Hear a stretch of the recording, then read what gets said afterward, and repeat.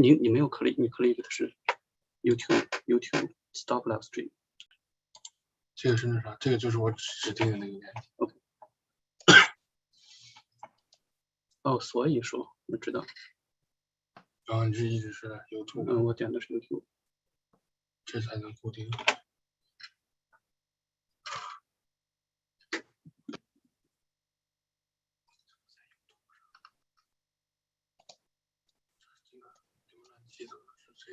这个是你去 Chrome 上面，你把你猜的是按一个，应该。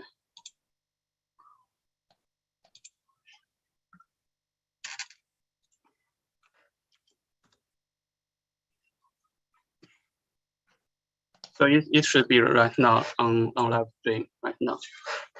Okay. Yeah, we can see the live stream.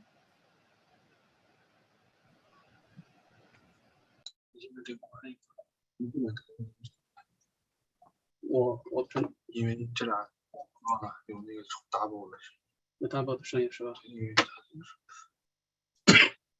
OK， 那我要是给它 mute 还可以。那你们盯着那个 chat 这边还是 disable 的？我电脑可以盯，我在那儿盯一个那个浏览器。你这个 chat 这边也是 close。我盯。这边 chat is disable， 你需要把这个给 open。OK。So right now is open now on the live streaming. Yes, I can see you on the live streaming. Your window and you. Yep. Yeah. That's great. So actually later we will have two. Yeah, I can see your face right now. I can see your face in the YouTube.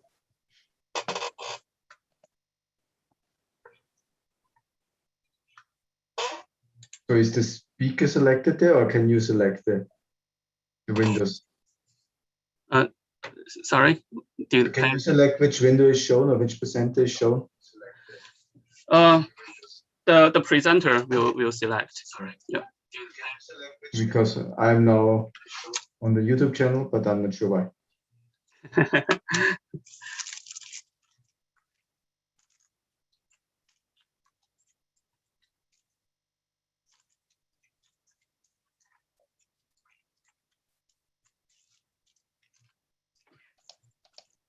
I think right now it's configured that whoever's speaking shows on the streaming. Yeah. Yes, it's coming with a delay on the streaming. This was confusing. It's about 20 seconds delay, so it's not too long. It's half a minute. We did that before. So in general, when audience ask questions, they probably will ask questions in two different places. One is on Zoom. The Zoom is for the users who registered CVPR, and for the people who didn't register for CVPR, and they probably will watch the YouTube live streaming. So questions may be asked in two different places.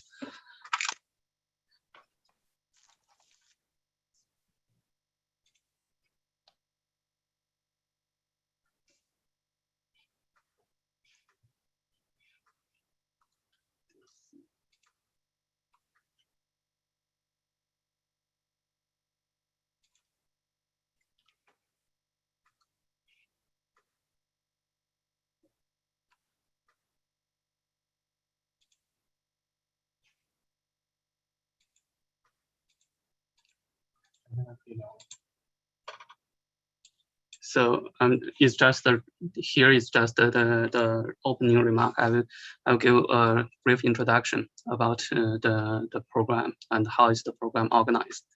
It's about 5 minutes actually, in total, probably 3 to 5 minutes. And after that, Professor Stefano Sato will be the first one to give the talk. Yeah. So Friedrich, can you see the slides right now? Yes, I can see them. They're also on the YouTube stream. Okay, cool. I perfectly see them. Okay. Since there's a couple of minutes, can I try sharing my screen? See if that, Sure. Yeah, you can go ahead. Okay.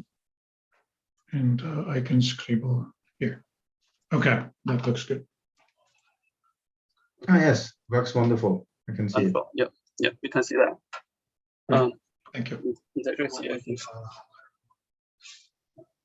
You can leave the questions here.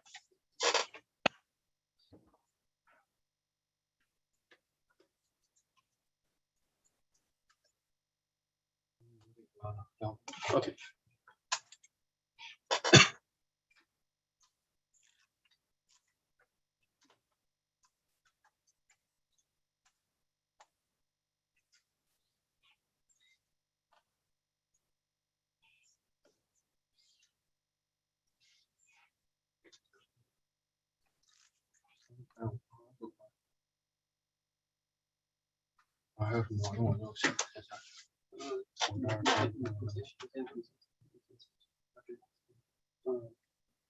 因为你这个也充不了多长时间的电。我可以，那我可以把，需要，然后，如果咱们两个同时login的话，会不会重连？我没login，我没有登录。那是如果对他的那种，我的那是这个，对我俩是分开的。OK， 然后我在这儿监控有问题。OK， 那这样都行吧？那有问题。行。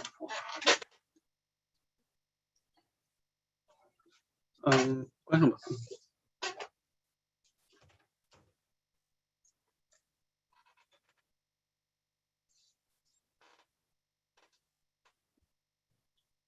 So we probably start a couple minutes late, and usually people just come in a little bit late. Actually, in the morning, I begin to receive some emails saying who is logging, and I receive about 20 emails about that kind of emails, and then on Zoom. So I guess somehow people just wait a couple minutes and. So does the fact that the live stream is delayed by 20 seconds mean that you'll start 20 seconds earlier, or means that people who log in at the time will see 20 seconds of pause? Oh, yeah, yeah, probably, yeah. It's just right now the audience is not quite a lot, and just maybe quite a lot of people just wait until 2 to begin to search on YouTube or search on Zoom and search on the YouTube CVPR website. So yeah, it's just somehow we want to wait a little bit that more audience is coming.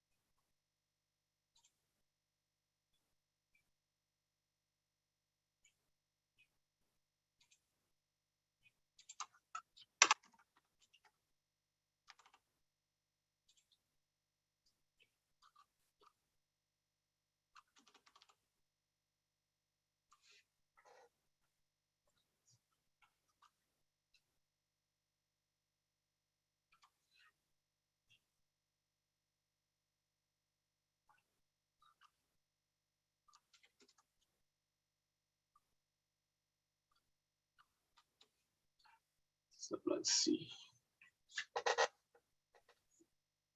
Yeah, people are joining. I can see the numbers rising.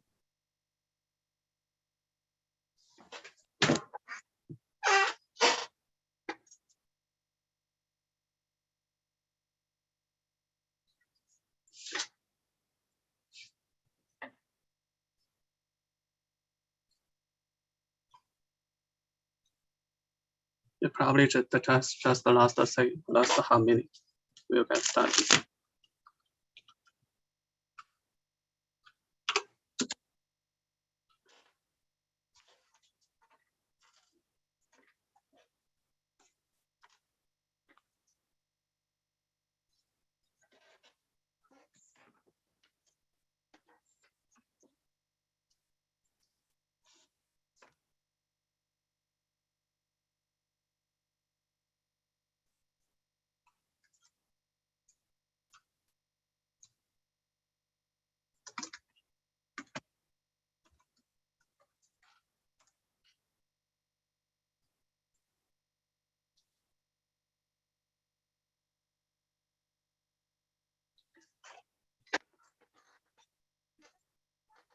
So I think we can get started. Hello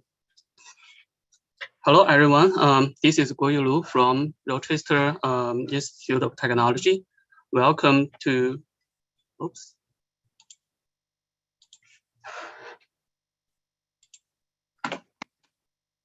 Am I still online?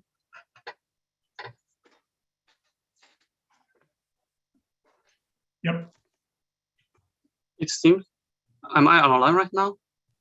Yes, you're online. We can Okay. see you. Okay. Somehow there's a message pump out. I'm logged out. So somehow I don't know why. So yeah. Anyway, let's get started. Hello everyone. This is Guoyu Lu from Rochester Institute of Technology. Welcome to the 4th CVPR workshop on visual odometry and the computer vision applications based on location clues.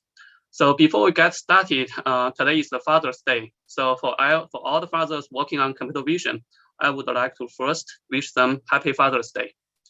So the workshop is co-organized by Friedrich from Dorfer, Yan Yan, Nico Seve, and Chandler Kampametu. So this is already been the 4th year since we organized the workshop. The main reason we organize it is the location and motion clues are becoming more and more important in imaging-related tasks. Quite a lot of work is based on the accurate localization and odometry estimation. Some typical examples, including autonomous driving and robotics, and visual odometry and localization are key components to navigate robots and vehicles. In augmented reality, if you want to augment the graphics as realistic as possible, you will also need to estimate the exact location and the depth relationship in order to augment like real. So mapping and large-scale 3D reconstruction provide models for driving and many other services as well. And also visual odometry and localization have been used in many emerging areas, such as crop shape modeling in agriculture and visual shopping. And so it's critical to advance the research in visual odometry and the general computer vision research based on location clues. So this is somehow just the agriculture and the virtual shopping examples. So the entire program is composed by main 2 components. First is keynote talks, and then the second is oral presentations. And is held from 2 to 6 in Eastern American time, involving 5 keynote talks and 2 oral presentations.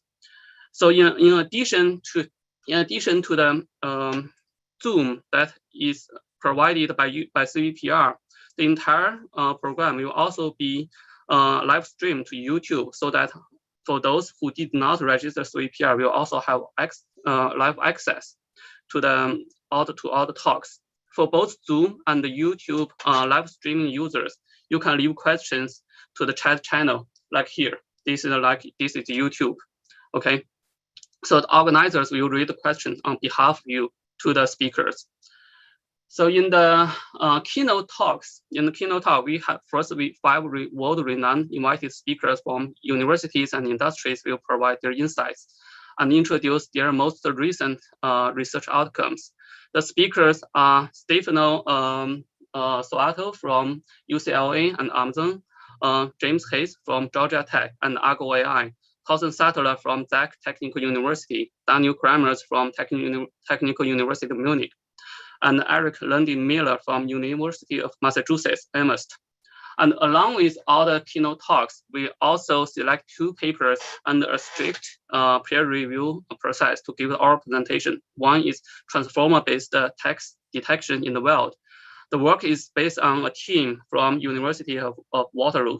And another paper, HCPO2, a new human physical fitness action dataset for recognition and 3D reconstruction evaluation conducted by a team from China.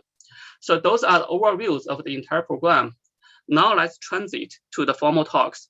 So the first keynote speaker is Dr. Stefano Soato from UCLA and Amazon. So Professor Soato is a professor right now in UCLA. His book, An Invitation to 3D Vision, has been the textbook to many people learning 3D computer vision, including myself. Dr. Soato has won enormous awards, including Mark Prize, CVPR Best Paper Award, ICR Best Paper Award, Siemens Prize with Outstanding Paper Award, and NSF Career. And Dr. Soato has been well known for his work on optimal structure for motion, dynamic textures, and motion estimation. He's also the vice president of Amazon, responsible for AWS AI research.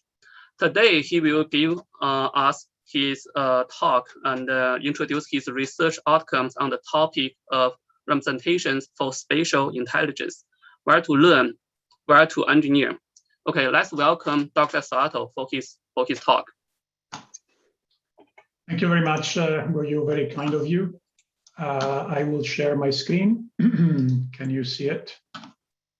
Oh, sorry, I first need to disable my slide showing. I think stop sharing and yeah, I think you are right now you are shown. We can see your screen. Yeah. Okay, excellent, wonderful. Thank you. Thank you all, and welcome to the workshop. So as we all know, deep learning has taken computer vision by storm. But an area that it has not quite conquered, at least not yet, is a structure from motion. And that's not for lack of trying. There's no shortage of attempts and empirical comparisons. But when you compare things empirically, there are so many factors that contribute to the final performance that it's sometimes difficult to tease out clear answers. So today, I would like to try something different. I would like to try to string together a rational argument based on modeling principles to determine to what extent learning is beneficial or even needed for localization. Now, of course, every model is wrong, so ultimately to decide whether some is useful, we'll need empirical validation, but at least the theory will allow us to make prediction that we can then validate.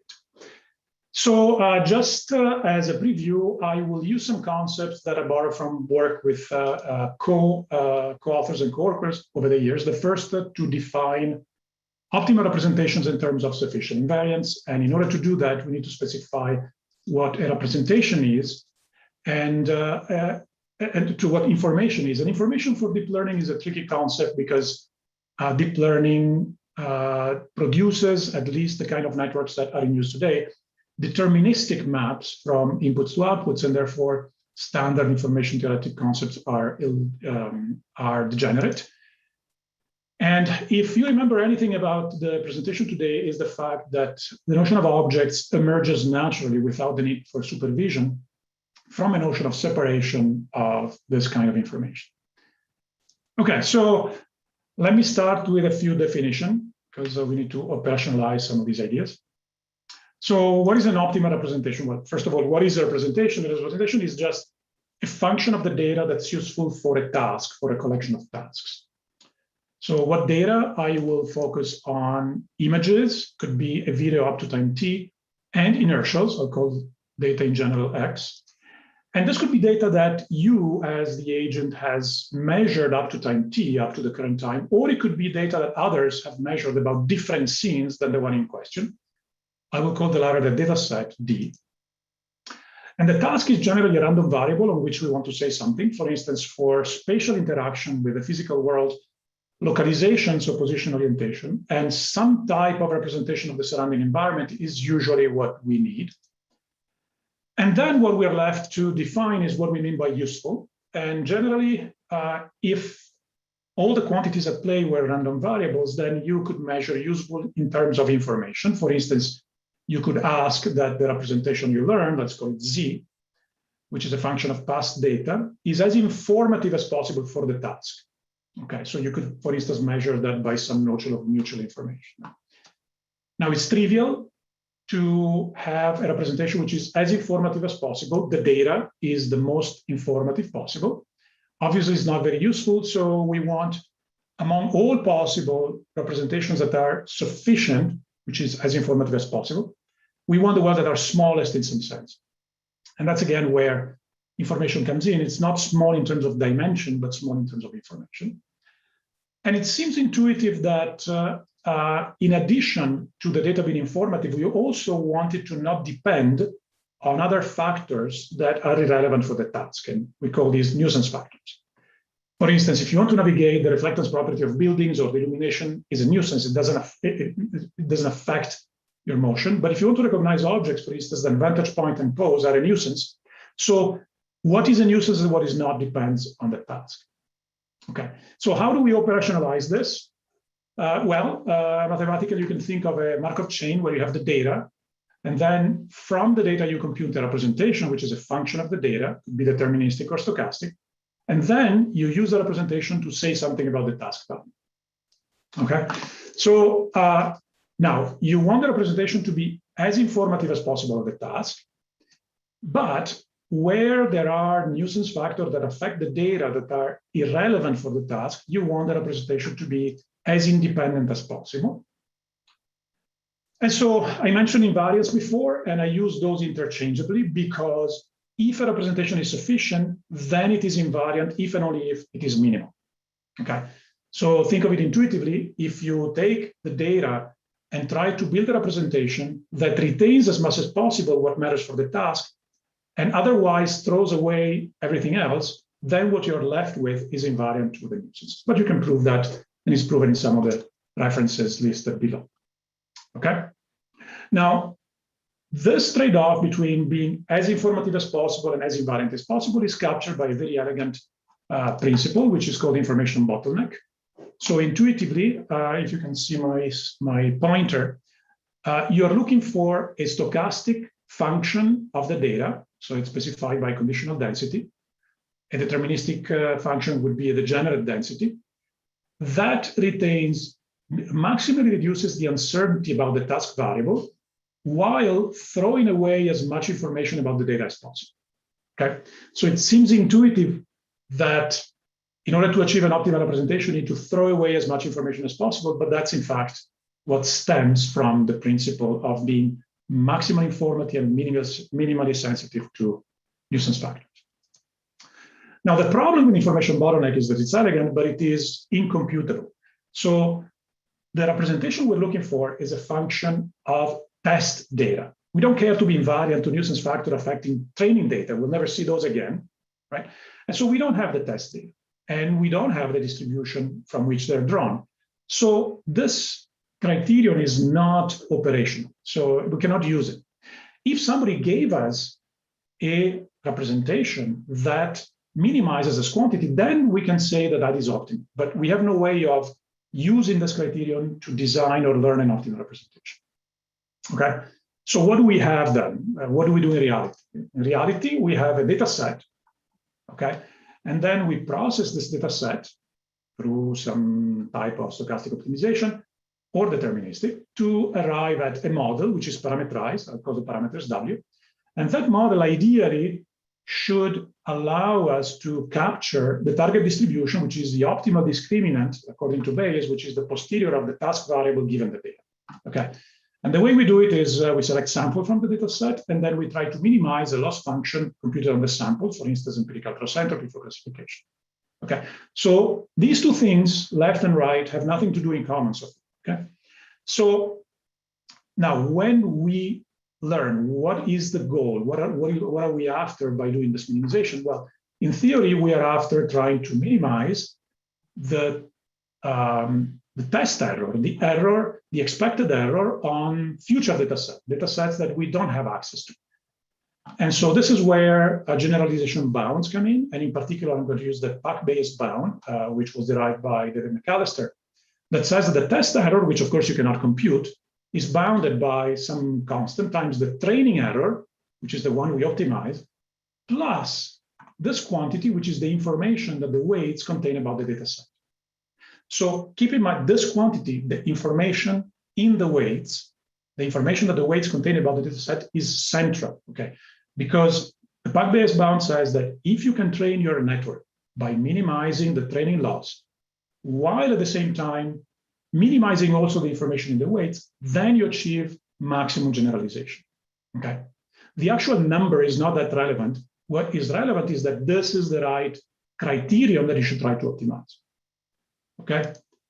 So ideally, when we train, we should optimize not just the empirical cross entropy, but the empirical cross entropy plus the information in the weights.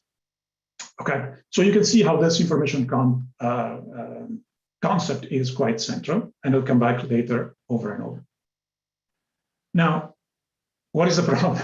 The problem is that in a trained deep neural network, the ones in use today, the weights are not a random value. You converge to a deep network. However you do that with deterministic or stochastic optimization, you get one set of weights. Okay. Same thing, the data set is not a random variable, you get one, typically, right? So the problem is that if you try to actually write down what this mutual information between the weights and the data sets mean, you get nonsense. So you have one data set, and the information that the weights contain about the data set is zero, because there's no entropy anyway. Okay, or if you think of the data set as a random variable, then the weights have infinite information because fixing the seed, you have a deterministic function.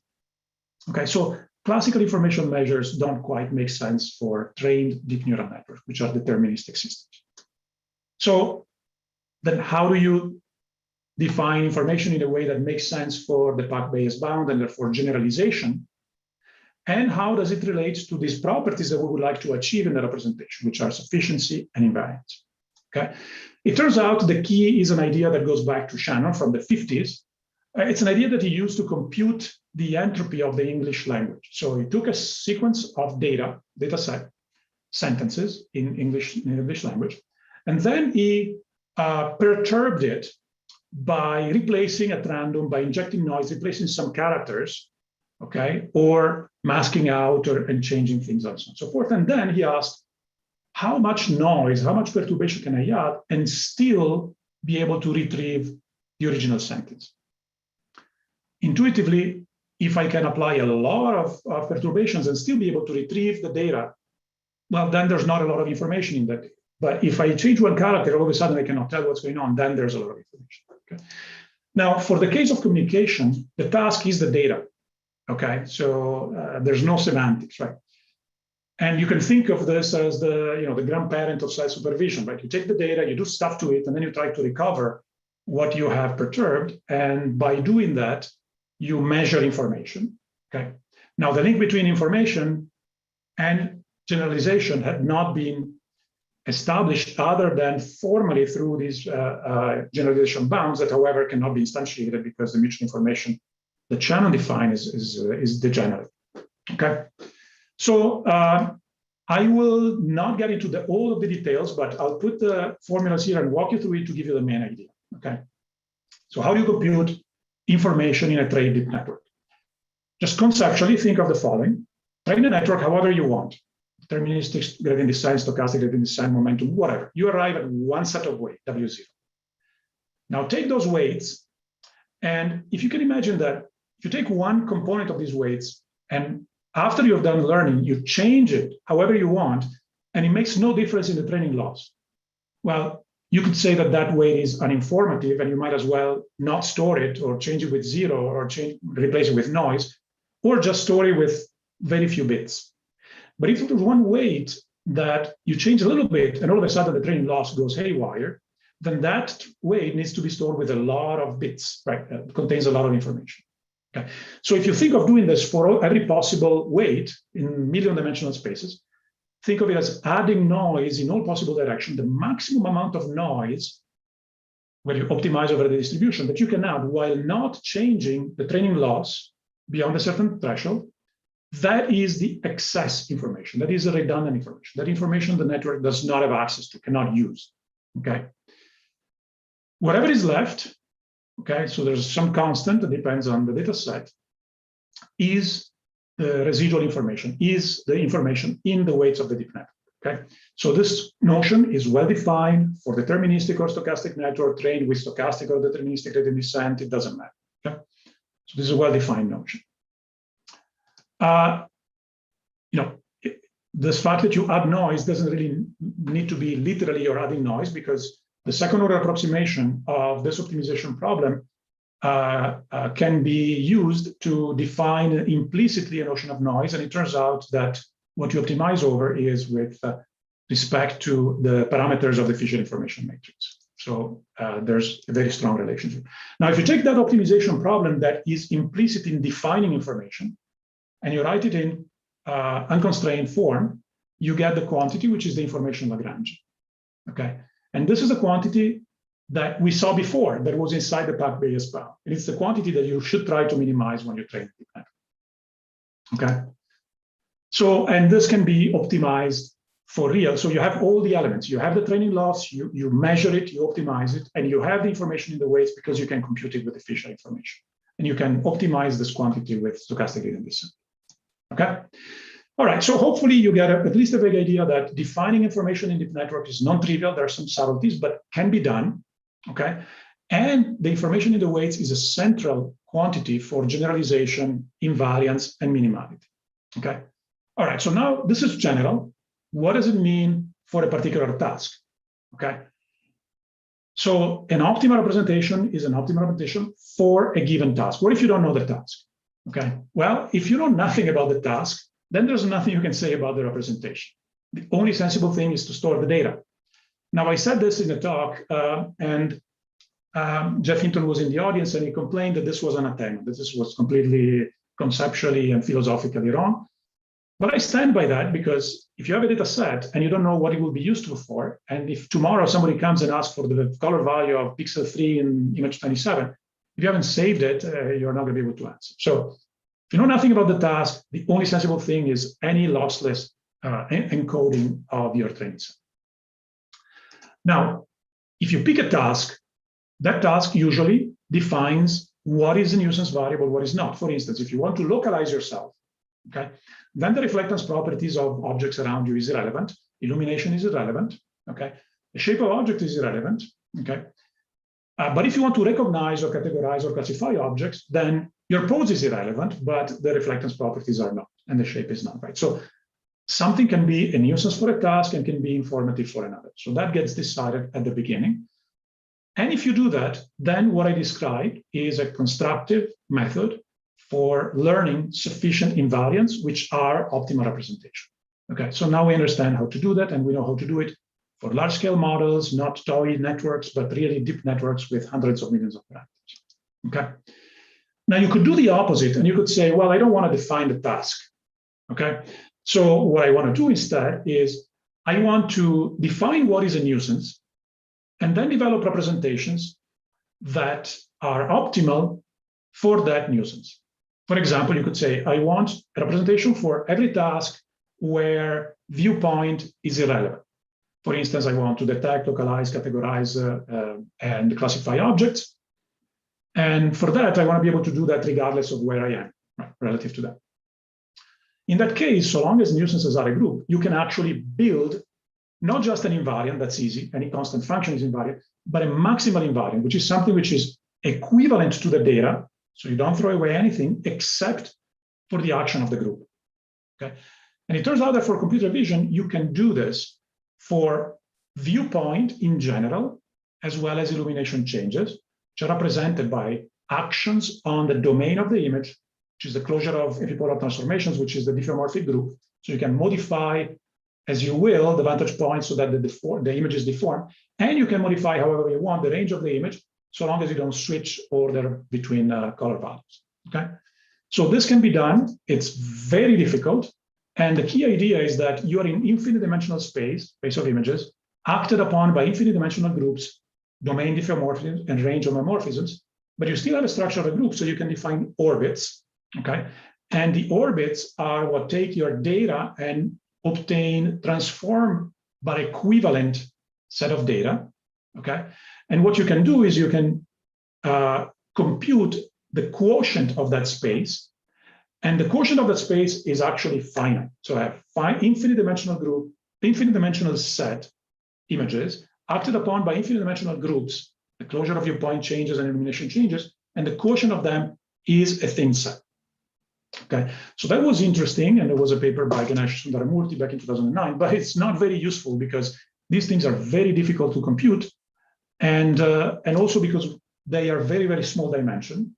And what deep learning taught us since 2009 is that instead of looking for small dimensional sufficient invariant or maximal invariant, you want to look for very high dimensional, but very low information functions, okay?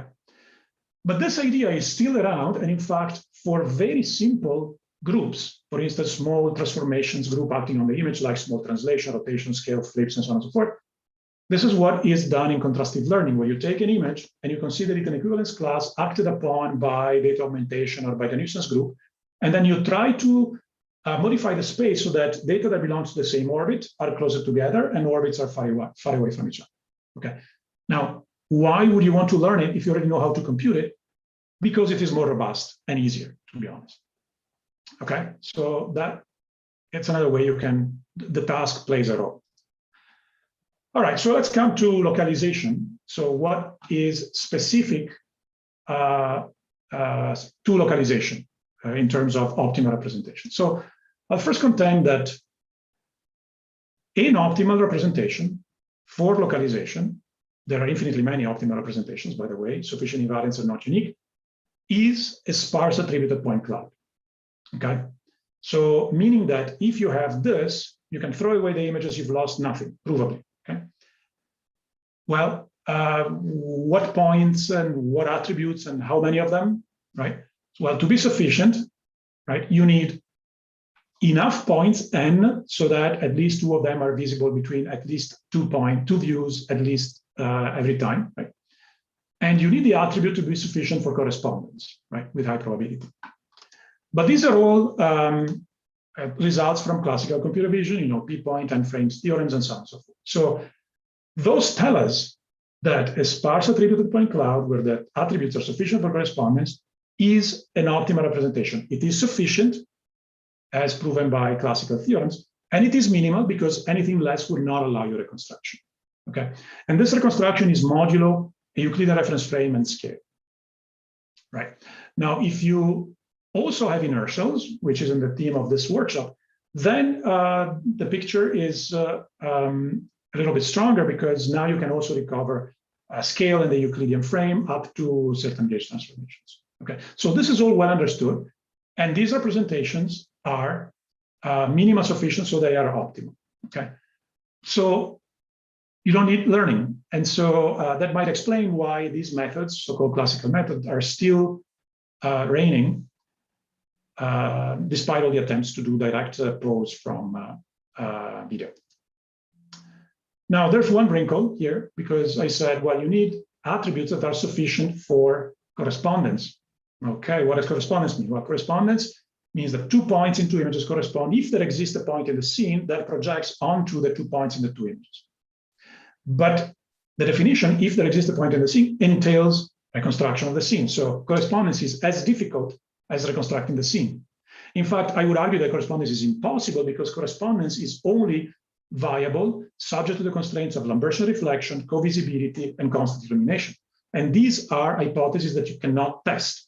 Either they're true and then you are in business, or they're false and you don't know what you get. Okay.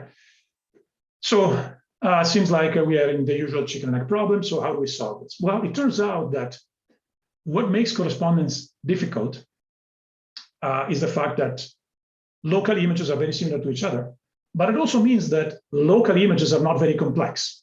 Okay. And so locality, in fact, is what allows you to say that to characterize locally these changes of viewpoints that I mentioned, that is a very complex maximal invariant, If you restrict the domain deformations to be affine and the range of information to be affine, then you can actually compute it in closed form. And I'll show you in the next slide. But if you don't, if you want a global representation, then you can do that too. And I'm going to tell you how we do that with conditional prior networks. There's a kind of halfway in between where you say, well, I want to recover the image, but only where it matters for correspondence. And that gives rise to semi-direct approaches. And the first I know of is was from Eileen Jin back in 2003. It was actually 1998, but somehow it got published in 2003. So we abandoned that because there's no need. So you can prove that so long as you can establish correspondence, then you don't need to carry around the intensity. Okay. So I mentioned the SP shift. What is the SP shift? It's very simple. You ask for what is an optimal representation, meaning a maximal invariant, for an image that is undergoing local domain deformation that are affine and local range transformation that are affine. You get a closed form solution to this, which is very similar to SIFT, as it turns out, except for one additional averaging, which is not over scales, but it's over domain sizes. Okay. I found it interesting that in a recent thesis for revisiting structure for motion, DSP SIFT is compared empirically with learned descriptors, and it outperforms learned descriptor even several years later. But in a sense, it doesn't matter because it's an assumption you make that locally transformations are affine, which is obviously an approximation. And so you could still try to learn and see if you can do better. And the way we do this is if you want a dense field, obviously, if you give me one image, I cannot estimate disparity or depth or optical flow. But it's also true that not every single optical flow is compatible with an image you give me. For instance, if you give me this image of a car, it's not that the pixels in the next frame can move around like a swarm of bees, right? So it could be that there is the camera is moving forward, or it could be that the car is moving forward, or it could be that this is just a poster and you're moving closer or farther to the poster. So essentially, given an image, not all flows are equally likely. And so you can learn by induction using other scenes than the one you're interested in. You can learn a prior that given an image measures how likely it is to have a particular flow. And these are called conditional prior networks, and they're work of Yan-Chao Yang back at ECC. So I'll show you how we use it. So, well, so far I've talked about localization because that is the undifferentiated common piece to every agent that tries to interact with physical space, okay? But in order to interact with physical space, you typically also need some type of representation of the surrounding space, and that is application specific. Whether you're doing tracking, whether you're doing control or navigation or manipulation or rendering, you may have different representations, okay? And one thing that has particularly obsessed me over the years is why do we need objects, okay? Why do we need a notion of objects? If you lived in a static world, which is typically what you assume in structure for motion, you throw away stuff that moves. There's no notion, no need for a notion of objects. Okay. Now it's when you want to interact with the world, or you want to transfer inductive information from some data set to the present scene, that's where maybe we need to actually isolate portions of the scene and give them a name and call them objects, right? And it turns out that the most common characteristic among all biological visual system is the ability to segment the visual field by motion. So it's a very primordial characteristic. So maybe there is something to being able to segment the world into objects, at least by where they're moving. An amphibian system like dinosaurs can only do that if objects are moving. If they're still, they don't see it, but we do. And so how do we deal with it? And so this is the key idea that we have been using for now, a couple of years.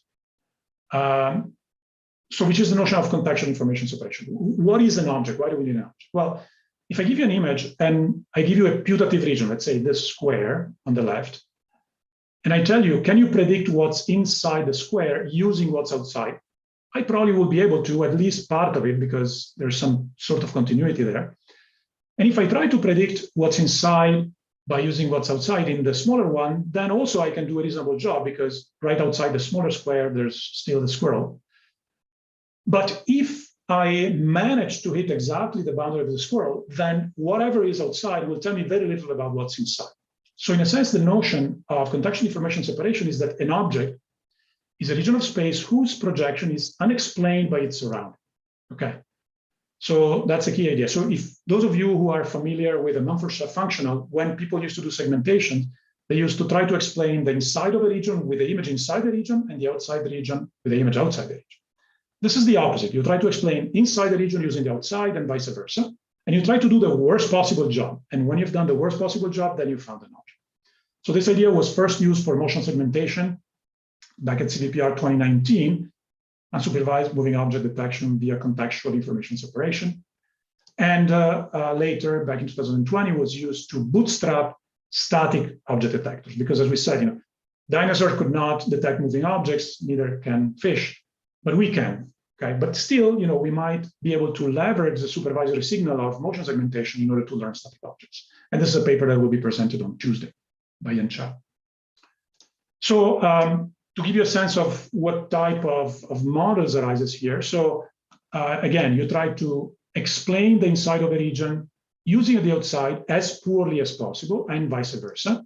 And what you end up with is a min-max adversarial learning that effectively tries to maximize the in-painting error. You try to predict one region from everything else, and you try to do the worst possible job. Okay. And this again is an idea of Yan Chao Yang dating back to 2018, and it was at CVPR 2019 and again this year. Now, how do you bootstrap an object detector that you can use even on static images? Well, if you use contextual information separation, you have this very strong supervisory signal from motion segmentation, and you use that to train a static object detector.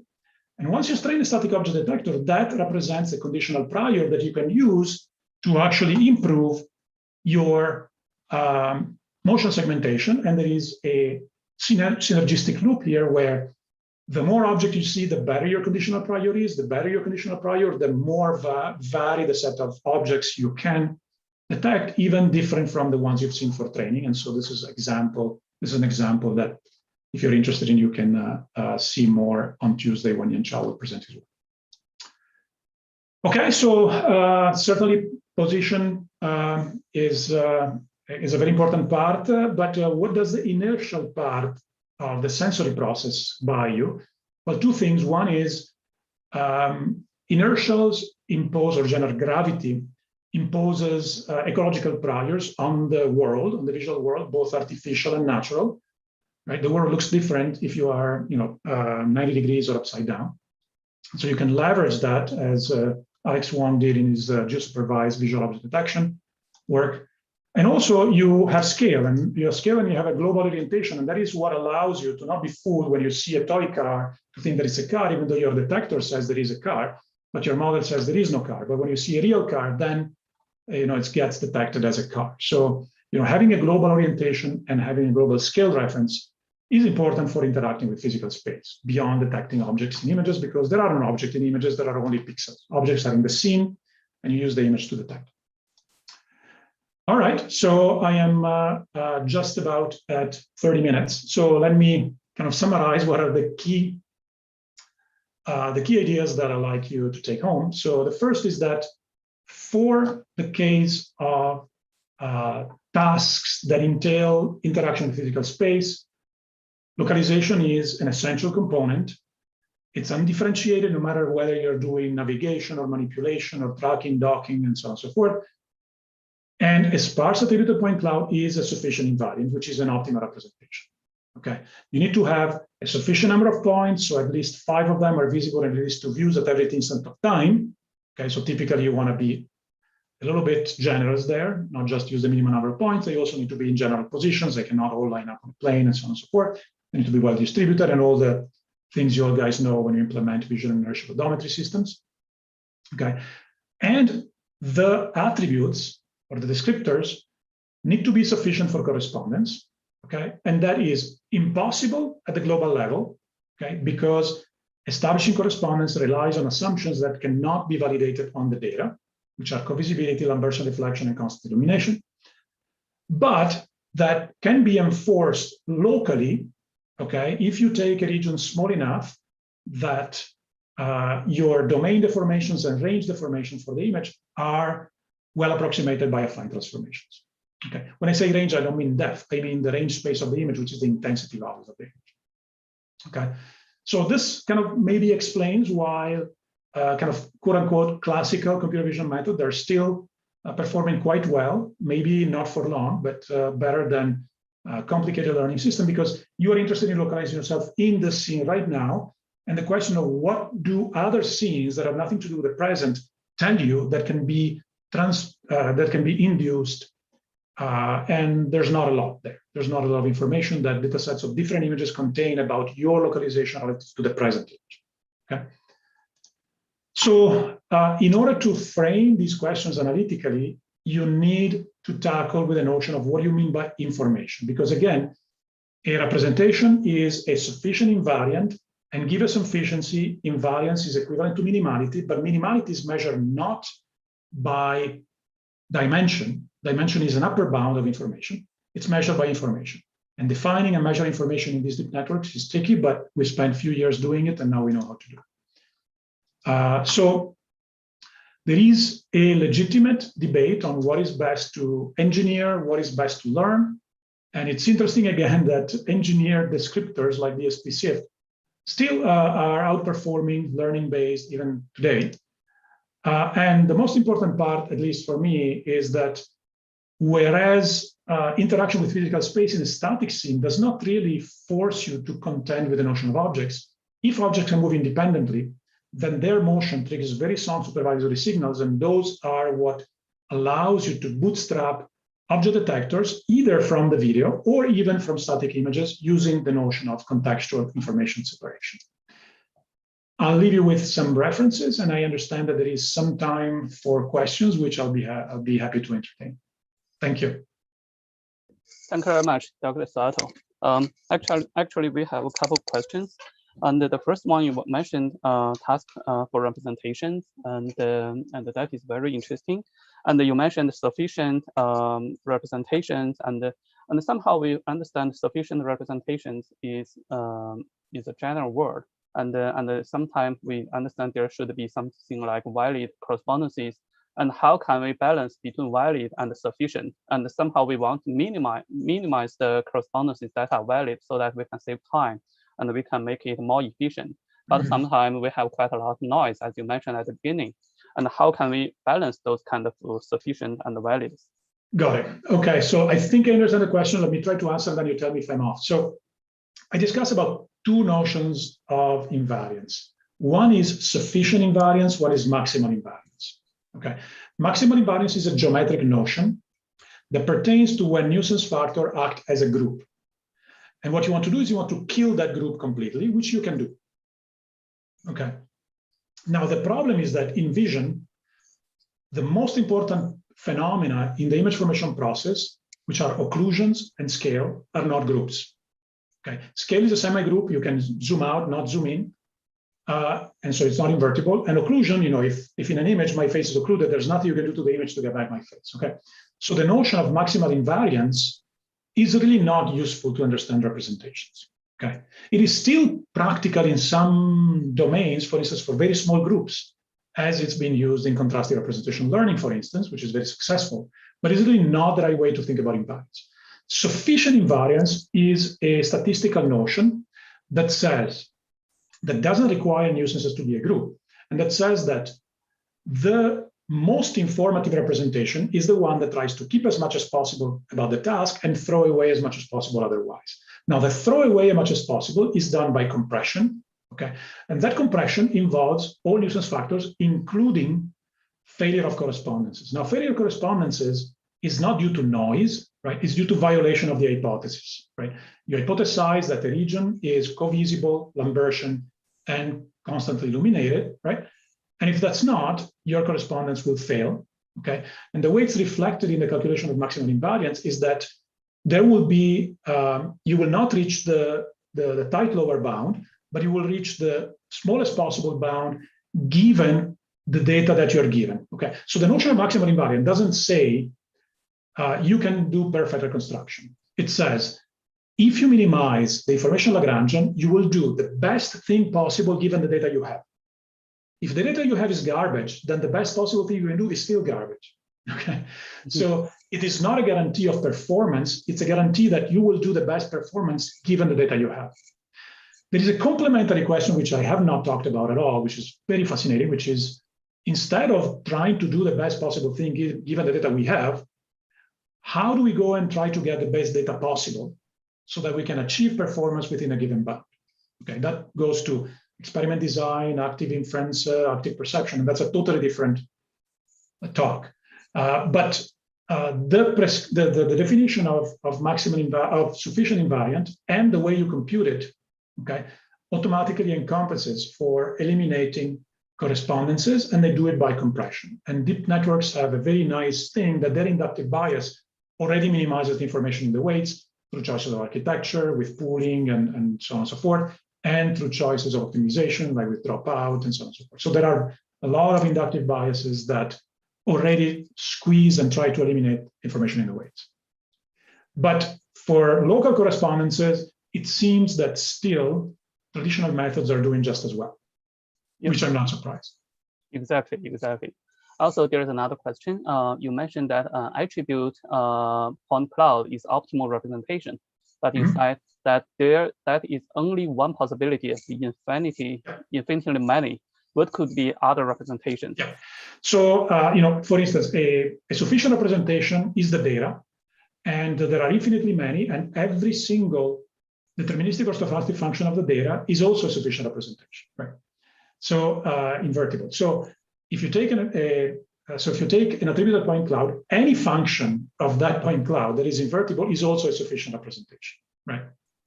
So that's kind of the trivial equivalence class, right? So pick one and then take all possible invertible functions of it. And they actually don't need to be invertible, but that's let's not get into too many details. I don't know if that answers the question. No, there may be other minimal sufficient representations that may not be the attributed point cloud, but I haven't found it. So I'll be very happy if somebody else thinks about it and does it, and I'll be very curious to hear what they find. Yeah, thank you very much. And the last question is to second your point, that is what to engineer and what to learn. Actually, in one recent papers, and I really found out in depth estimation, quite a lot of learning-based method is really doing well job. But in somehow motion estimation, like odometry, the path is still quite a lot of quite a lot handcrafted feature-based method is actually doing even better jobs than learning-based. And do you foresee that in the future? And those kind of engineering-based things, and for example, handcrafted features, DSP and could become somehow jumping from what to engineer become to what to learn, or the reverse. Yeah. Okay, great question. So yes, what you said make a lot of sense to me, which is that for localization, local features and standard pipeline with structure of motion work better than learning models. That is because an optimal representation is a sparse attributed point cloud. And that because induction from scenes other than the present really don't tell us a lot about how to localize in the present scene, right? So the information that the weights of a deep network trained on scenes other than the one I'm looking at contain about localizing myself in this scene is very small, negligible. Okay. However, this is not the case for 3D reconstruction, right? Because for 3D reconstruction, if you see a blank, a white piece of the image, there is no information about depth there in the present scene, in the present data. However, you may have seen walls, you may have seen indoors, somebody may have told you, you may have touched it, you may have had a range sensor. So the regions of the image where the likelihood is flat, okay, where the image doesn't contain a lot of information about depth, this is where learning helps, because what you've seen in scenes other than the present helps you induce information into the present scene and therefore hallucinate, if you wish, because again, it's not falsifiable, but hallucinate a scene, okay? And those on average tend to be good because there's a lot of regularity in the environment, surfaces tend to be piecewise smooth, and there's a lot of horizontal vertical planes and all that. So that's where I'm not surprised at all. And in fact, some of the work that you see here by Alex Wong of unsupervised depth completion, where you use a sparse point cloud, which you estimate from this scene, and then you use induction from a trained network that has seen lots of different scenes to try to fill in the gaps. So that makes a lot of sense. And I foresee this continuing for a while. Okay, thank you very much, Dr. Soato. And it's time is up right now. Thank you. And for others who have questions, I think probably you can reach out to Dr. Soato via emails or other chat boxes, and to continue with the questions and the Q&A. And thank you very much, Dr. Soato, again. So, thank you. Yeah. So the next speaker is Dr. James Case. I can see he's here already. And okay, great. So Dr. James Case is an associate professor at Georgia Tech and a principal scientist at the autonomous driving company Argo AI. Before joining Georgia Tech, he was the mining assistant professor of computer science at Brown University. His research has involved object detection, tracking, localization, 3D mapping, and benchmark dataset creation. Particularly, he has been a major contributor to multiple widely used datasets, such as COCO dataset and SUN dataset. He has received prestigious awards such as Sloan Fellowship and the NSF Career Award. And today he will share his recent work on HD map generation titled Trust but Verify, HD map change detection. Please go ahead, Dr. Case. Great, thank you for the introduction, and thank you for inviting me to the workshop. And hey, everybody, it's my pleasure to talk to you all today and introduce a new data set, a somewhat new task that hasn't really been studied very much. So I'm talking about maps, whereas this workshop, I think a lot of the talks so far have been about localization, for example. And I'm not going to talk about localization today. In some sense, this is about all of the great stuff you get when localization works and you have a nice map. But then what happens if the map is wrong sometimes? So, self-driving cars, level 4 autonomy, they rely a lot on localization to a map, and it's called an HD map often. I'll explain what that means. And this is all about what happens when that goes a little bit wrong. So maps can change is the unfortunate cause of all of this.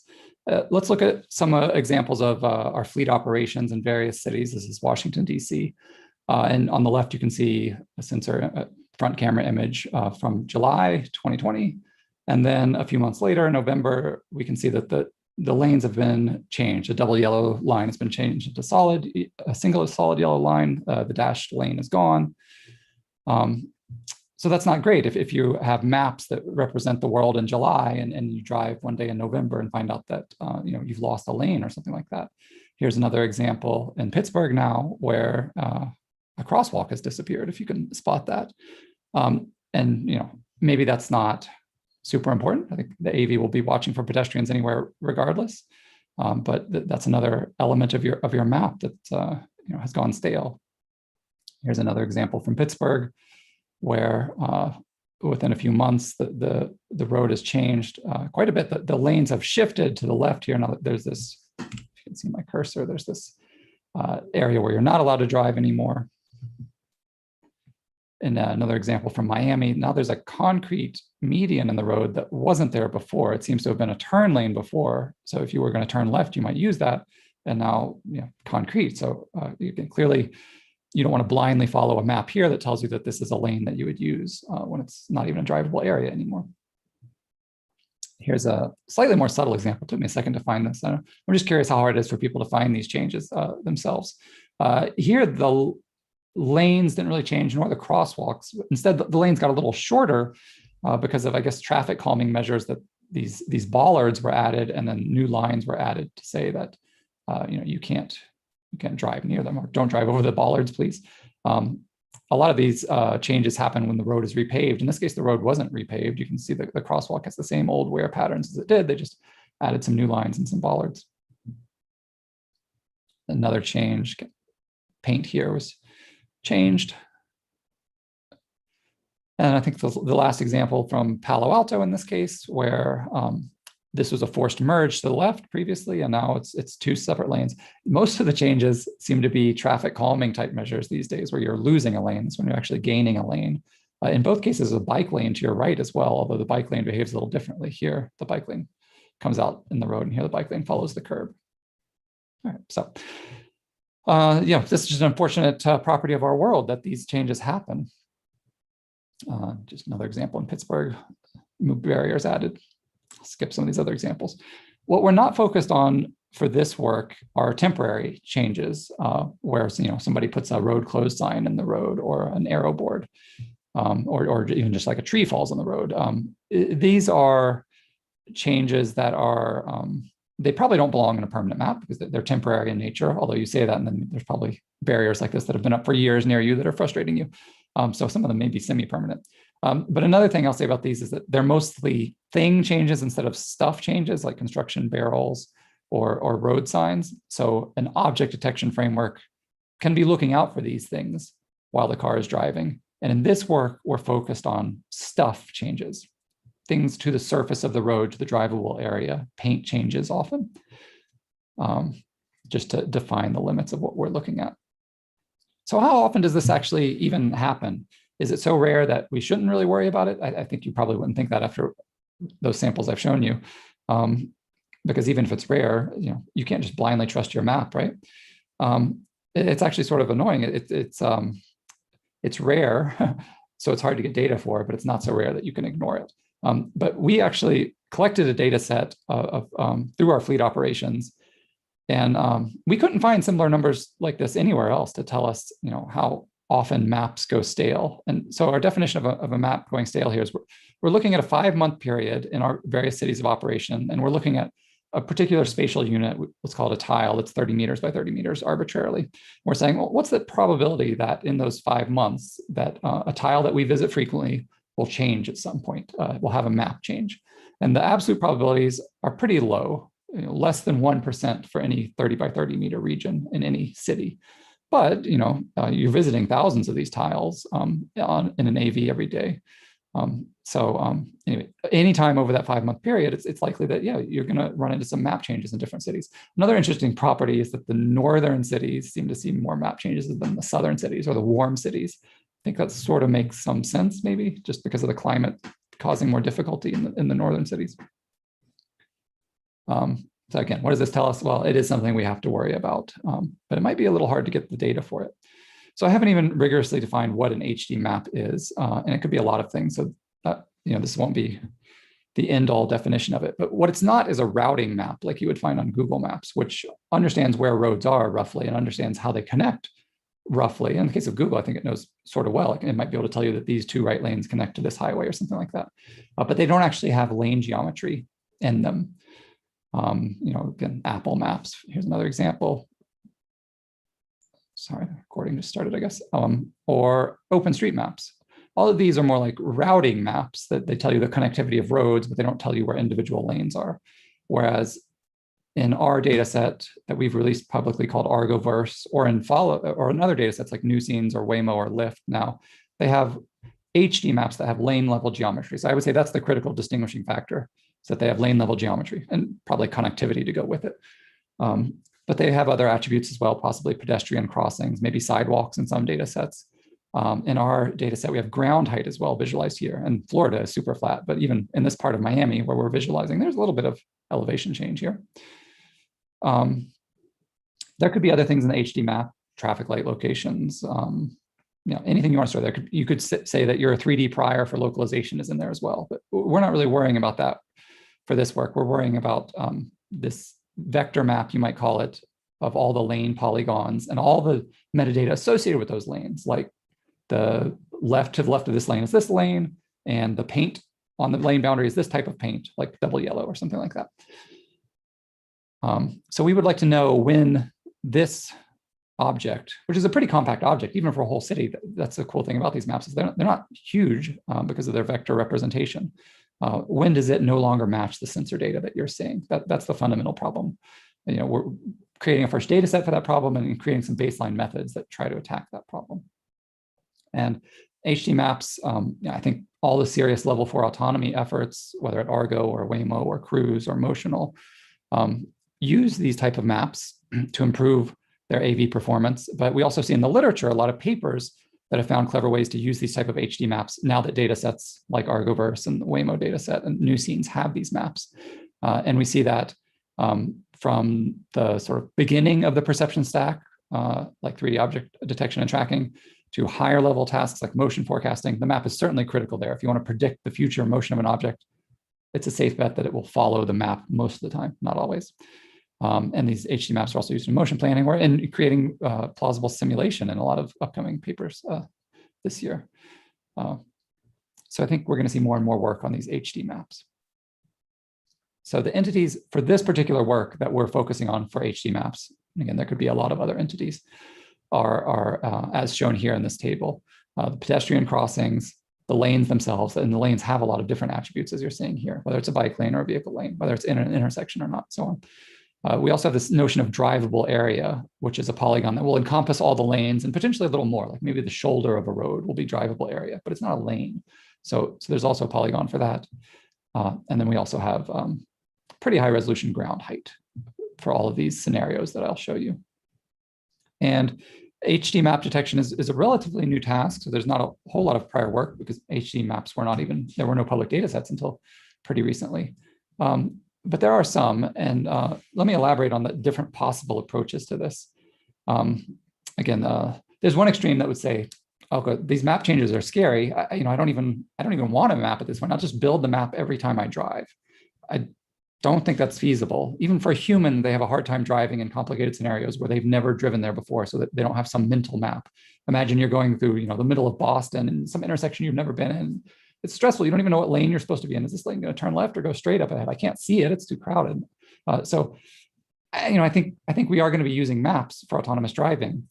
Okay, so if we accept that and accept that, well, all right, we need to figure out when they've gone wrong, so the car can do something, stop, call for help, remap in real time, whatever that is, the next step is. Then how do we determine when it's gone wrong? Well, you could keep a bunch of metadata, additional data beyond the map itself. Like if you remembered all the LiDAR or RGB data that you had seen anytime you had driven before, then maybe your maps, checking for a stale map would be, check the LiDAR I'm seeing right now versus the LiDAR I saw a few months ago. And if it's different enough, then I'll say that the map changed. So you're not directly necessarily using this abstract map, you're using the sensor data. There's some downsides to this. One is that the sensor data is huge. Storing this at a city scale is enormous. Another issue is that the world changes all sorts of ways through seasons and lighting and all sorts of things that aren't map changes. So it's still a difficult task to figure out if the map has changed, even if you remembered your sensor data from the mapping run. But that's not the type of approach we're setting up. We're saying you have your map, that artifact, that abstract artifact, and you have current sensor data, and you're going to be forced to make the binary decision: is the map valid or not? You could have bottom-up approaches that take your sensor data and detect lanes. So it's sort of like real-time mapping, except maybe you don't have the burden of really trying to map everything around you. You're at least mapping the things that you can be confident about, and you can compare those to your abstract map and say that, well, I'm pretty sure this lane, next to me, I think I'm remapping it right now, and it doesn't match what I have in my historical map. So maybe my map has gone stale. So this type of bottom-up approach, I think, is plausible. We're not going to evaluate that. We're going to be using more end-to-end methods that look like this latest work, where we're going to have a deep network, take in some representation of the map, take in the sensor data, and make the binary decision directly. And that deep network under the hood is surely learning to do things like lane detection and lane paint type detection and so on.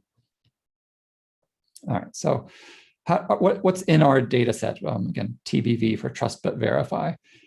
So here's what our Z1 vehicles look like. This is where the sensor data comes from for this data set.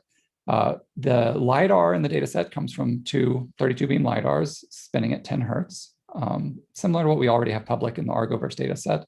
We also have 7 ring cameras taking 20 frames per second imagery.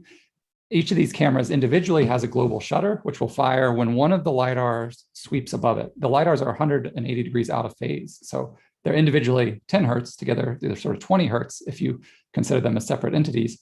And so every time one of them sweeps over a camera, then the camera fires, so that you have synchronized LiDAR and camera imagery. And here's the type of map changes that we have collected into our data set and that we're going to try and detect.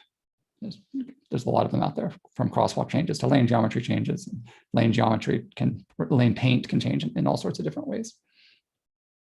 And again, I'll emphasize, we're looking for stuff changes, not things changes. So new stop sign, not in this data set, not in this task. Traffic light was moved, or there's a new left turn signal on the traffic light suddenly. That's not in this data set. Or the speed limit was changed. It's more like an object detection type task to look for those things. And this data set that we've assembled, this TBB data set, ends up being pretty hefty. It's 20 hours of data spanning 1,000 different scenarios. 200 of those have HD map changes in them, and it spans 6 cities. So it's pretty large, arguably the largest self-driving data set. Although it's not really comparable to these other ones because it doesn't have, for example, object annotations like the Waymo Open data set or the Argoverse tracking data set. And in fact, it only has low resolution video available because otherwise that would be an enormous amount of data. Here's just an example of, I'll pause this so it's not so jarring while I explain it. An example of what these scenarios with map changes look like. So on the left is the front camera image. And in the middle is some rendering of the abstract map that we have, of this vector map. It's not the only way you could render it. It's just the particular way we use for this paper. There's probably better ways to render it. But this is going to be an actual input to a deep network along with this. And on the right, you're just showing if they've blended naively. And this can help you notice some mismatches. And in fact, so this map, now it's saying mismatch. That's the ground truth saying that this map is wrong right now. Why? Because this new lane got added as go forward a little bit. And you can see it more clearly. We lost the right lane. What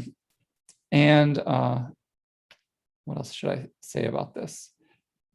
Yes, what you're seeing, why it looks jumpy, is we're sampling every 5 meters through these scenarios. So the scenarios are a mix of matches and mismatches. So now we've driven past where that lane was changes, and it's back to matching now that HD map is correct.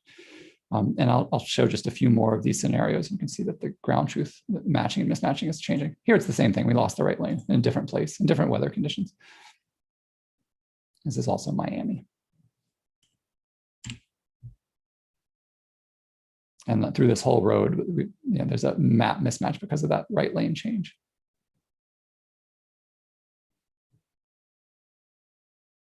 And sometimes, even for a human, it's really subtle to figure out, well, why is this map different? Here, a dashed line has been changed to a solid line, for example.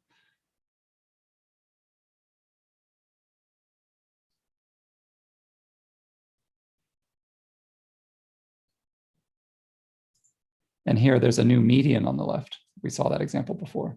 So the map doesn't even contain that. That's supposed to be a traffic lane there. No, it's concrete median. All right, so there's hundreds of these, and each of them has hundreds of, you could say individual frames of matching and mismatching maps. All right, so how do we train a method that will be good at comparing the map and the sensor data and saying that, okay, something's a little off with this map, given the sensor data that we have. And we're checking every 5 meters. We're building our training and test sets by sampling every 5 meters through these scenarios. Well, okay, let's look at a particular example. So here again is our HD map of some region of Miami. We're going to look at this intersection right down here. Our AV, approaches it one day and finds out that the map has changed. Again, it's sort of subtle to figure out, well, what's wrong with this map even? This is a bird's eye view projection of the RGB imagery. And we can do that pretty well because we have ground height, so we know where to project all the pixels. This could be cleaner. Again, it's just how we render it. It's not like necessarily the optimal way to render it. But what happened here? It looks like that they put some new cutouts on the sidewalks to improve accessibility. And at the same time, they made crosswalks between those cutouts. And those were not there before, and they're not there in the map. So there should be a crosswalk here and a crosswalk here. The map doesn't contain them. So this map is stale now. This is a mismatch. But again, it's a difficult machine learning problem to take these two things as inputs and to say that, oh yeah, this map is stale. So we could try to do that in bird's eye view, as I just showed you, or we could try to do that in ego view. Here's the same scene, but now from just looking at the forward camera perspective and looking at the map rendered from the forward camera perspective of the same scene in Miami. And I guess it turns out it's probably a little easier to do it in this viewpoint, actually. But we try both. And we try a few different architectures shown here. We try early fusion architectures where we take our sensor data and our map data, or a rasterization of our map data, and we just concatenate them and pass them into a traditional convolutional neural network. So this might be RGB, and this might be 5 layers or 10 layers, depending on how many different layers we're putting in the map. And they're concatenated, and at the end, you're just making a binary decision. This map is valid or not. We might additionally add something like semantic information from a semantic segmentation network that is trained to look for lane boundaries. When we do, it turns out that helps a little bit to have that additional input. We also try late fusion, where a Siamese type network where we have two CNNs with shared parameters, even though they're viewing different modalities, the parameters are still shared. That's commonly done, sort of non-intuitive, but it often works quite well. But this late fusion does not work as well for us, as we'll see. The early fusion is the better performer. And as a sanity check, we also try a map only input, which should not work. If you just have the map itself and you're not even seeing the sensor data, you shouldn't be able to say whether the map is stale or not. You're not seeing the sensor data, but it's a sanity check to make sure our data set isn't biased some way. Like, what if all the map changes were only an intersection? So just by viewing the map and seeing that it's an intersection and say like, oh yeah, something probably changed because it's an intersection, it might do better than chance. And luckily, that's not really the case. So we want to train these models to do this task. There's one more wrinkle, which is that I said we have 200 scenarios sequences with map changes, and they have many frames each where map changes are visible, but it's still not a lot of data to train on because the space of possible map changes is enormous. So even though we have real map changes in this data set, we're going to keep those in the test set for evaluating different algorithms. And for training, we're going to actually synthesize the map changes. That is, we're going to take a sensor image, in this case, it's a bird's eye view sensor image, and take the map. In this case, we know that this map actually does match. We know this is what we could call a positive example. These correspond, the map is not stale. But if we mess with this map in any way, then we create a negative example, right? We could delete a lane, add a bike lane, change the crosswalk orientation. We could do anything to it that's non-trivial. We expect the changes to be substantial enough, and suddenly we have a negative example. And that's what we've done there on the right. We've added a bike lane on the right, if you see here. And so suddenly these two things together are now a negative chaining example, an example of a map change. And the reason that this is possible, again, it's hard to change, it's hard to make synthetic data in the RGB space. It's easy in this abstract vector map space, right? We sort of know the rules of maps. And so we can have heuristics to make changes to them that are plausible and generate a lot of training examples that way. And that's what we do. Here's another example. Again, at first glance, it's really just to show you how hard this task is. So this map corresponds with this bird's eye view of this intersection. The rightmost one no longer does. Why? What even changed there to make that map stale? There was a lane marking that went from double yellow to single yellow down there. And so to do well on this data set, we're expecting you to find things this subtle. So it is a very hard task.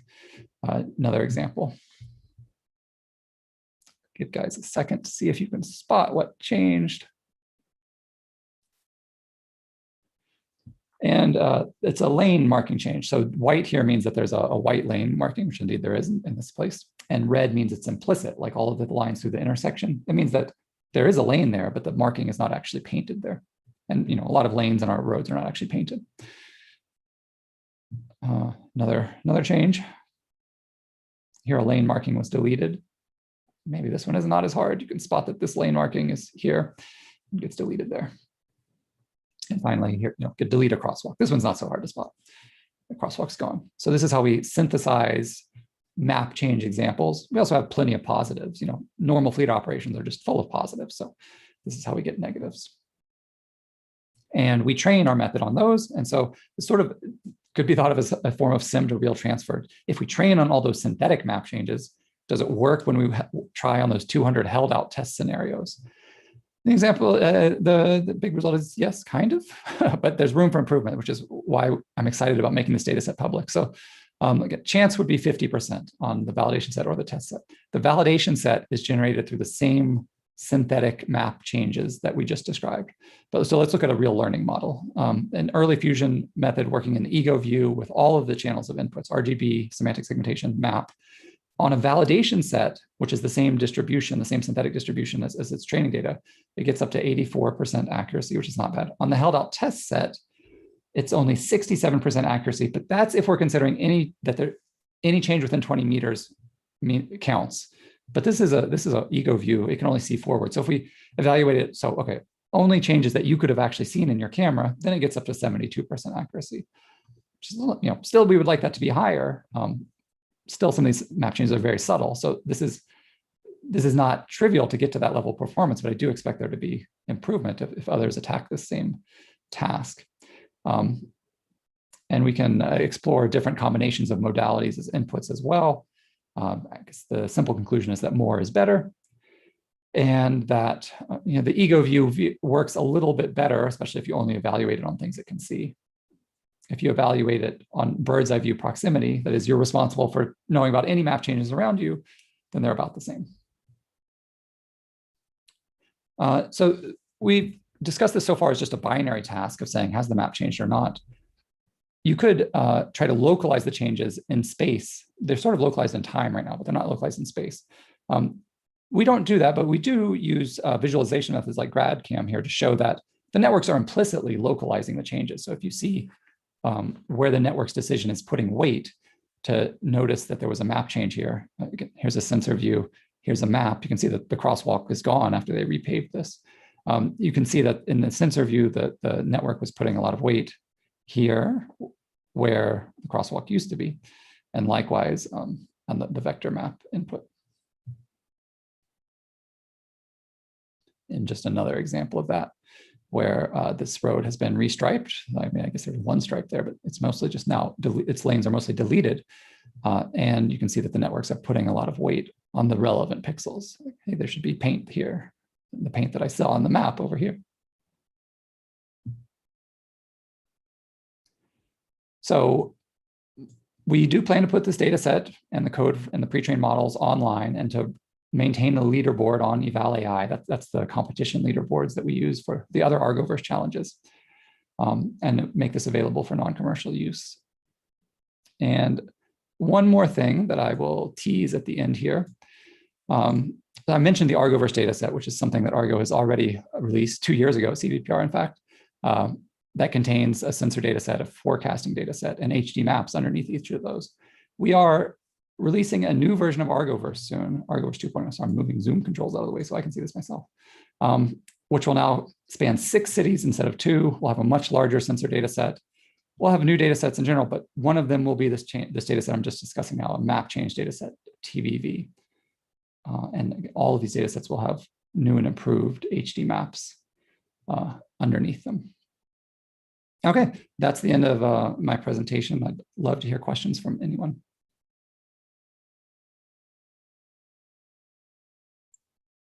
Thank you very much. Thank you very much, Dr. Hayes. And one of the questions from the audience is, how do you treat visual changes of appearance which do not lead to a change in the map?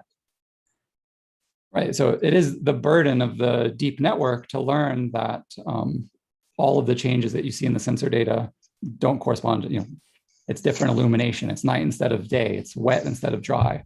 All of those things change the sensor data enormously, but they're not map changes. So in our case, we're hoping the network learns to be invariant to those things while still picking up on really subtle things like this went from a single yellow line to a double yellow line. But as we see from the quantitative results, there's still a lot of room for improvement there. I don't know if that answers your question. I mean, I basically just said we're trying to learn our way out of that. Maybe that's not feasible. I don't know. So actually, you just mentioned illumination. Actually, that is in my mind as well. And when I do some research, and we found out in different time of the day, and the illumination is quite different. And for example, somehow a lane that is a pretty not strong lane, and in the very dark environment, and the illumination is not strong, and the lane may not be very visible. But in a very strong sunshine, and the illumination is very strong, and the lane is obviously visible. And how do you count those kind of illumination change into your change detection and in your HD map? Right. The map representation that we're using in this data set, is abstract and totally blind to those type of changes. But I guess I'll agree that it's a challenge. And look at this scenario where, again, the sensor data has been spread out into a bird's eye view. But you see all of these almost phantom dashed lines that are coming from reflections from a building. So it's sunny and some building windows are reflecting onto the road below. And those reflections are stronger than the striped paint marks in some sense. That you can see one stripe there and one stripe there. So yeah, I mean, you're asking a lot of your machine learning methods to be able to distinguish all of these from actual paint. But the hope is that since it sees more than a terabyte of training examples of well, here's a matching map and here's a mismatching map, that it just learns to be invariant to these. But yeah, yeah, maybe it would be safe to say that that is the fundamental challenge here. Okay. Okay. Yeah. And I also noticed when in your fusion, early fusion and late fusion, and for the eagle view, you are using ResNet 18, but for the bird view, you are using ResNet 50. Is there a specific reason that you use different layers of ResNet? It's just what empirically worked better. We tried all combinations, but yeah, the deeper model didn't help there. I don't know why. I mean, we could probably do something better and make the deeper model work better. It's not like we're short on training data, so that's not the issue. Okay. So another one example, do you have examples of nighttime driving? That is a good question. I would guess so, but maybe I didn't show any examples here of nighttime driving. I expect there are nighttime examples in the data set. I'm just trying to think back through all the visualizations that I've seen. It is, again, a data set that's so large that it's hard for a human to watch it all. It is 20 hours of data. I mean, this sort of sunset here, you can tell. So you're seeing reflections off the road. Just scrolling through quickly to see if I find night images. It looks like in this small sample, I'm not seeing any night images, but I think there are some in there. So probably when the data set is released, and we can find out whether there's some quite a lot of data or portion of data is nighttime data. Yeah, well, I can confidently say it's not a significant amount of nighttime data, but I don't know, maybe 5% of it is night. I'm not certain. Okay. Another question: do you use pixel-wise scan on final stage of forming synthetic samples? So, okay, that's a cool question, the relations with GANs here. Let me go to one of these visualizations here. So let's see. So these are, that's not the synthesis example. Let me show a synthesis. So our synthesis is on the right. So we're synthesizing in this map representation, which is a little easier to synthesize than I claimed. You could absolutely have a GAN. A GAN doesn't have to run in image space. You could have a GAN that's running in some other abstract vector map space, and that's telling us that here are plausible samples of maps, and here are implausible ones, and maybe that would get us a distribution of map changes that look more like the ones we see in the real world. That would be the goal, because if we're making map changes here that are totally unrealistic and that we don't see in the real world, then it's sort of pointless training the model to catch them, because those aren't the map changes that actually happen. So you do have to worry about what that distribution of map changes is, and maybe something like a GAN makes sense to do that. We're not doing anything like that. And if we were doing it, I'm not sure I would do it pixel-wise on this. I would probably do it in some other representation. And there's also the left side here, this sensor data representation, which doesn't look quite photorealistic, although I don't know what a photorealistic bird's eye view is supposed to look like. It's difficult to stitch all the imagery together. And you could imagine trying to clean that up with something like a GAN, maybe. But no, we haven't looked into that. Okay, cool. Actually, there is another question related to previously the question asked about illumination. And the question is there a way that you validate the hope that the network learns invariability on weather conditions so that you can obtain some sort of guarantee the system will look good enough under some conditions that are not so good?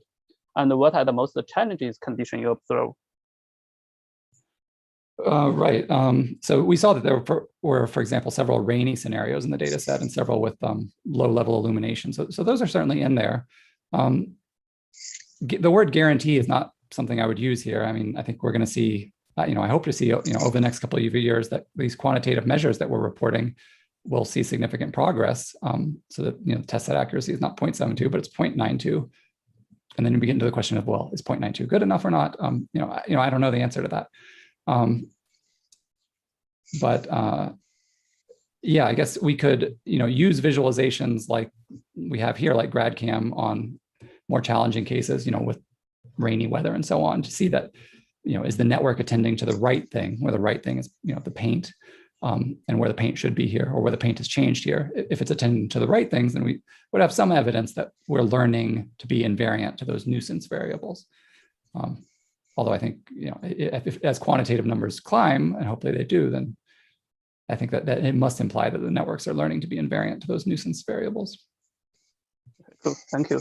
And also another question about the sensors. And in the Argo OS autonomous vehicle, and we observe there are 7 cameras, and facing in all the directions of the scene. And but we see quite a lot of data you are showing is actually front view. And do you on purposely just use the front view in your data set, or there are quite a lot of other directions, like the side views and the back views also will be also incorporated in this data set? Right. So all the views are there. And to build these sort of bird's eye view imagery that we're using for some of our experiments, it is using all 7 camera views. And the 7 camera views together do have 360-degree coverage. So yeah, all the data is there, although it's sort of low resolution because, again, it's just so much data.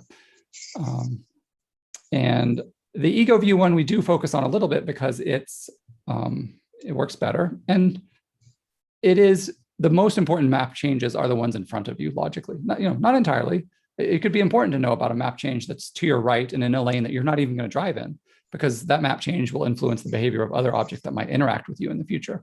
But certainly the most important map changes are the ones you're about to drive on. So assessing it only in ego view, I think, is reasonable as well. Okay, probably we have time for the last question. And for the sensors, and we actually also see there are 2 lidars, 2 32 beam lidars. And in the image you are showing, actually that are quite a lot. You are showing the image data, and will also the lidar data also incorporated in this data set, or somehow is mainly focused on the images? Yeah, the LiDAR data is there in the data set, and it's extensively used. So in order to build those bird's eye view images, we have to use the LiDAR imagery to know, what the height of everything in the scene is, so that we can project pixels to the right places and things like that. So yeah, it's a lot of LiDAR data. I think it's going to be the biggest data set of LiDAR data when it's released. And yeah, it does have this somewhat unusual LiDAR arrangement. It's the same LiDAR arrangement from Argoverse that's already public, and it works well, although not as well. You might have seen that Argo publicized a new LiDAR that will be on our future vehicles. This is what we call the Z1 fleet vehicle. This is the LiDAR that it has. Okay, and it's mainly used for changing from ego view to the bird view? In our experiments, yes, although somebody else could use the data set and say, well, I'm going to use the LiDAR data directly. I'm going to build a LiDAR reflectance image from the LiDAR data, and I'm going to look for lane changes that way. And I think, that would be totally plausible. Yep. Yeah, it does make sense, because from bird view, then it might be much easier to detect than the ego view in some conditions. Okay, I think time is up right now. Thank you very much again, Dr. Hayes, for your time, and we will move forward to the next speaker. Thank you very much again. My pleasure. So next one is Thorsten Sattler. Yep. Yes. Hello. So this is Friedrich. I would like to introduce our next speaker here. So hello, Thorsten first. It is a great pleasure to introduce our next speaker, Thorsten Sattler. Thorsten currently holds a position at the Czech Institute of Informatics in the city of Prague. So previously, he held a professor position at Chalmers University and spent a long time at ETH Zurich in Switzerland. So he is well known for his contributions to visual localization. Also, his expertise extends to outside this area as well. And he's also one of the people involved in the visual localization benchmark. And because of these contributions, we are very happy to have him here as a keynote speaker. So Thorsten, we're very glad to have you here, and we are looking forward to your talk. Friedrich, thank you very much for the nice introduction. Thank you very much for the invitation. I mean, I looked at the lineup of speakers, and there's a lot of people that I admire and where I'm a big fan of the research, and it's a great opportunity for me to talk in between those people. Okay, so today I'm going to talk about visual localization. And typically I talk about some algorithms for visual localization, how to solve this problem. Today I'm going to talk about 2 things, more application oriented and about privacy and visual localization. But before I go into details, let's start with a definition of what I mean by visual localization. The idea is that we're given some image and we have some 3D scene representation, and we would like to compute the exact position and orientation from which this new query image was taken. This has a couple of applications. One of them is robotics. So this is a project that I was involved in when I was at ETH as a postdoc. The idea was to build a gardening robot that can cut roses and trim hedges. And in order to do its task, it needs to know where it is in the garden so that it can navigate to its target locations and then perform its operations. And this is done by using a set of cameras and figuring out where the robot is within a pre-built map of that garden. Another application area is augmented reality. So on the left, you see an example from a paper that I was involved in where we display virtual objects into the field of the user. On the right, you can see a screen grab of Google's AR navigation feature, which they launched, I think, last year. And in both cases, we try to figure out where we are in the world and then try to, once we know this, we can augment the view of the user by projecting virtual objects into his field of view. Last application is virtual reality. So this is a like the result of a master's thesis that I co-supervised at ETH, where the student built this virtual map, which is essentially a Minecraft-like world of the real world. And because this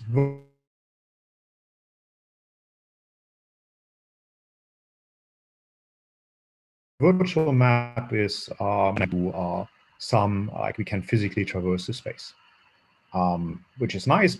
It's like some form of interaction between the virtual and the physical world, but it's very limited. So you can't really interact. And this comes from the fact that we're essentially just using a head-mounted camera here to figure out where the user is. And that itself is not really enough to capture higher level interaction of a user with a scene. And that brings me to the first paper that first work that I want to talk about. We call it Human Positioning System. It's about figuring out where a human is in a scene and also estimating the pose of the human together with this position. This is joint work with Vladimir Gutsov and Ayman Mir and Gerard Ponsmall from the University of Tübingen and the Max Planck Institute of Informatics.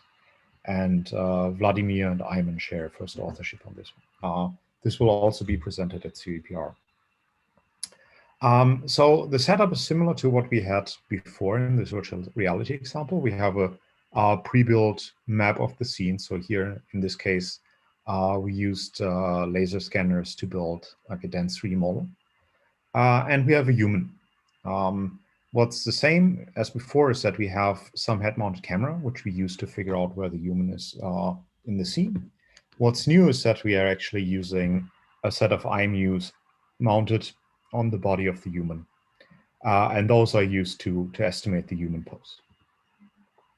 And here's like a first prototype where we essentially use the IMUs on the body of the human to track the body motion and the camera to figure out where the human is in the scene. And it works kind of, but there's a lot of, this is clearly not a realistic smooth motion. What happens is that there are localization failures and inaccuracies that lead to those jumps, to the human flying in the air. Part of this is easy to fix. So you could just filter out camera pose estimates that are jumping too far away from frame to frame, just using some sort of temporal consistency. But there's still jitter and still some small inaccuracies. So you'll see the person walking slightly above the ground, then in the ground, and so on and so on. So this is not really realistic. And the idea of this human positioning system, or HPS for short, is that we're not going to only use the head-mounted camera and the IMU, but we also want to use some information about the 3D scene and then jointly use all this information to get the human pose in the scene registered with respect to that map. So let's briefly talk about this. What we do is we optimize over the body pose parameters, and I'm not going to go into detail. For those who are interested, it's a simple model proposed by Lopper et al. In 2015. I think there was actually a CVPR tutorial on this human body parameterization. We initialize the pose of the body, which is essentially a set of joints, and the position of the body in the world based on the IMU, which is used for the body pose, and the visual localization results for the position or translation. And then we optimize an energy function over like small batches of frames. And most of these terms are rather standard. So the first term essentially says that the body pose should be consistent with the estimated camera poses. And we have a weighting term W log that is applied to that term. The second one is an IMU term, which essentially says the body pose that we estimate should be consistent with the IMU measurements that we get. And then we have a smoothness term, which essentially says we don't want to have large jumps, so that avoids having like unrealistic motion. The interesting part is, I think, the scene constraints. And in this work, we use a very simple one in order to avoid that the human is either can walk through the ground or above the ground. But you could also add more complex ones. And the way that this is done is we use Xsense IMUs, which give us body pose. It gives us some idea of how the body moves in 3D space. But it also gives us information about whether one of the feet or which foot is currently touching the ground. And what we did is we manually labeled vertices on the feet corresponding to the toes and the heels. And then we essentially, for the foot that's touching the ground, we essentially try to minimize the difference between like the vertex position of the toe or the heel and the ground. And that's a very simple way of adding like a very simple scene constraint, but it essentially avoids that the human is doing this bobbing motion, walking in and out of the floor. So here's the result. These two I already showed you before. This is our joint optimization without scene constraints, and this is the optimization with scene constraints. And as you can see, the full approach is clearly like the smoothest, most realistic one. Okay, and let's look at some qualitative results. So this is one sequence of a human walking through the Max Planck Institute or around the Max Planck Institute in Saarbrücken. And this is just, the pose that you see is just computed using the IMU sensors and the head-mounted camera. There are no external cameras that are used to track the human motion, which actually allows us to scale to arbitrary scenes as long as we can pre-scan them, because there's no need to mount a set of external sensors, calibrate them, and so on and so on. And since we are estimating the human pose from sensors mounted on the body, we can naturally handle like multiple people. So here you see two people playing with a basketball. Both of them have the sensor set up, and then the poses are estimated independently of each other. Here you can see two persons carrying a package. And while it's not perfect, you get a good idea of what those people are doing. As with any more complex systems, there are of course limitations. So I told you about this very simple scene constraint, which essentially prevents the human from flying in the air or walking through the ground. Since this only applies to the feet, we are a bit in trouble if the person is sitting So this, what you see here happens because the localization system is not one, like doesn't give you an accurate pose, but jitters slightly around, and then you see this type of thing happen. But I think this can be relatively easily fixed by adding additional constraints into the formulation.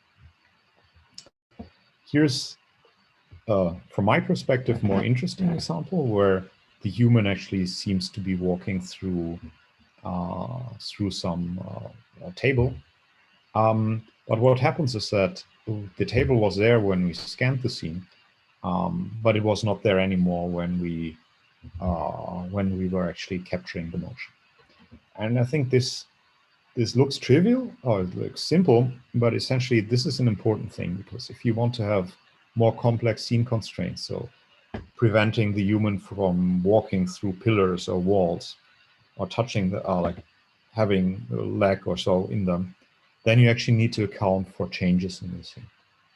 And then that itself is not a trivial problem to solve. But yeah, to summarize, so here what I showed is one application of a visual localization system that is able to localize a camera in space. And by combining this with a pre-scan model and IMUs mounted on a human body, we can actually capture quite realistic human motions in large arbitrarily scaled scenes. And I think the results are, when I first saw them, I was very impressed by the quality of the motion. It's super smooth. And I think there's a lot of interesting applications for this type of technique. So one is some form of interactive VR similar to the simple example that I showed, but now you actually you can try to reason about what the human is doing in the scene, and that you could, in this way, you could have interaction with the virtual world. So for example, here you see a human taking out a book. In the virtual world, this could be like opening a portal or something. Obviously, the same technique is also applicable to humanoid robots, where you could localize and then reason about the body pose. We're going to present this in session 4. So if you have any questions, you can either ask after the talk or during the talk, or come and visit us at our poster. And we're going to make the data sets and the code publicly available. Yeah, are there any questions now before I switch to the next topic? Well, actually, there is already a question, and maybe I can read this question right now. Yeah. So the question reads, so with the IMU consistency term, does it mean it should be restricted to very accurate IMU? What if there are quite a lot of accumulation errors of IMU after a long time running? Yeah. Or if you have low quality IMUs, I think. So that's a good question. What it means is that the IMUs give you like relative poses, so to speak. That's how we use them. We're not accumulating the whole thing over the full sequence, but we're looking at short sequences where IMUs are actually not drifting that much. But you could, since the visual localization system gives you a global pose that is actually not subject to drift because you're localizing within an existing map, you could actually prevent the position drift that you have from IMUs by having this. Essentially, if you think of this in terms of a SLAM system, then what localization does, it gives you like a sequence of loop closures with respect to previously visited scenes. I hope that answers the question. Okay, thank you. Good. So the second part looks a bit more into localization techniques, and I'm going to focus about structure-based localization. What this means is that we assume that we have some 3D model of the scene. That can be either a set of explicit 3D points or a mesh, or it could be represented, or the 3D geometry could be represented implicitly through the weights of a neural network, for example, scene coordinate regressor or any other type of implicit neural representation. And then given like a test image, what we want to do is we want to establish correspondences between pixels in the image and 3D points, like points in the scene, the 3D geometry. And once we have those 2D, 3D matches, we can do pose estimation using classical algorithms, minimal solvers on the perspective endpoint pose problem. And so this is how a lot of state-of-the-art localization techniques work at the moment. And those things are also being deployed in practice by companies. Then there's this thing called the AR cloud. I guess many of you have heard about it. The idea is that there's a cloud-based service where people can send images, video streams, and this service will run visual localization and give them a camera pose, and then potentially also directly do augmentation in the images in the form of augmented or mixed reality. And that requires that you have to have some sort of 3D maps stored in this cloud. And that's not a problem if you think of like self-driving cars, where all like the maps are actually public knowledge. It captures scenes that are publicly accessible. What's more interesting is what happens if you actually ask users to upload like 3D models of their homes or private spaces. How can you ensure that if a user trusts you with data, that no one can recover privacy relevant details from these 3D maps?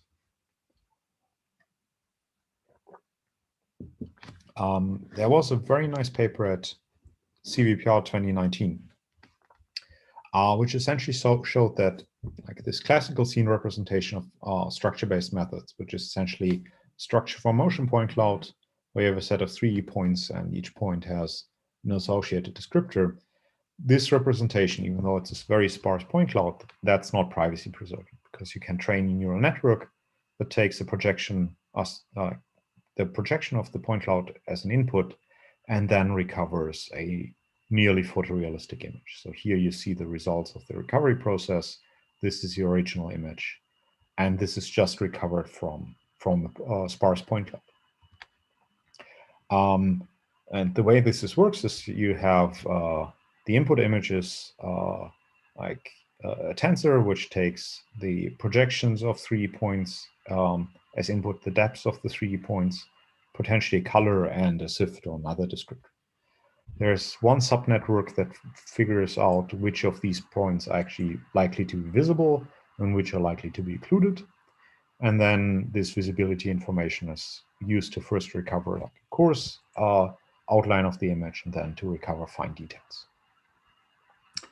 And then there was a second paper, one at CVPR, which essentially said, okay, point clouds are not privacy preserved because I can project my points into images or like into viewpoints and then recover images. Let's try to make sure that we can't actually do a meaningful projection by essentially lifting each 3D point to a line with some random direction that passes through this point. And this is the result. And to human, this is nonsense. It's not, you don't see anything in there. But so this directly prevents this inversion process because you can't project 3D points into images anymore. But the question is, can you actually recover 3D points from those lines? And this is a second paper that I want to talk about. This is joint work with Kunal Chilani, the first author of the paper, and Frederick Kahl from Chalmers University.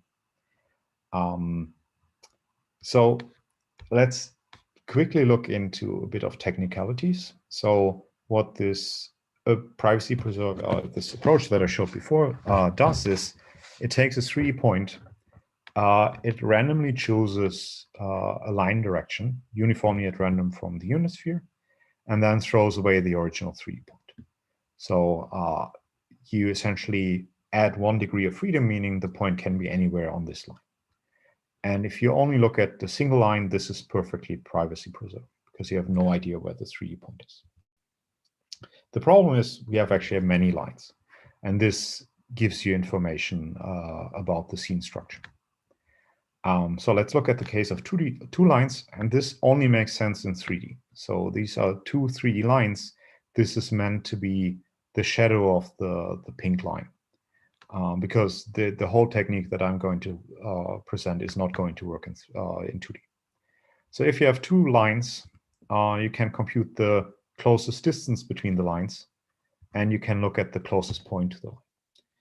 And what we observed is that if you choose those line directions uniformly at random, then there's actually a good chance that this closest point to the other line is reasonably close to your original 3D point. So this is visualized here. You have two 3D points, and we randomly selected lines for each of them, and then those bright pink small white dots are the closest point on the line corresponding to the white point, that is the point that's closest to the other line. You see that they actually cluster around the original 3D point. So there's actually some signal that we can use to recover the 3D scene geometry. One thing to observe, though, is that if you denote the distance between the original 3D points by d1, and the distance between one point and the closest point on the line to the other line, if that's d2, then you actually see that the ratio of the distances is likely to be smaller than 1. And what this implies is that you actually get better estimates for the original pink 3D point if you can identify lines that correspond to nearest neighbors of the original 3D point. The question is, how do you actually get these neighborhoods? Because we have lines, we don't have those 3D points. And we end up doing this iteratively. We start with a line cloud. We estimate nearest neighbors between lines by essentially figuring out which lines have the smallest distance. And that gives us an initial set of neighborhoods. We estimate 3D points. So for each, say we want to estimate the 3D point for this green line. From the neighboring lines, we get candidates on where the 3D points could be. And then we do some density-based estimation. I'm not going to go into details. So this gives us a core set of 3D points. And then we can try to find a better neighborhood, because now we actually have lines and 3D points, and we can find nearest neighbors based on lines and points. That typically gives us a better estimate of the true neighborhood. We can re-estimate the 3D points, and we can iterate a couple of times, and then typically get a much cleaner result. Here are some results. This is the original point cloud, and you see two images recovered from that point cloud using this inversion scheme that I showed before. And this is the point cloud that we recover from using our algorithm from a line cloud. You see it's much more noisy. And this is actually already cleaned up point cloud. We filter out some gross outliers. But still, it's good enough that if you render 3D points, the render images using that point cloud and color and descriptors, that you can, it's to human meaningful what you see in those images. Here's an example for an indoor scene.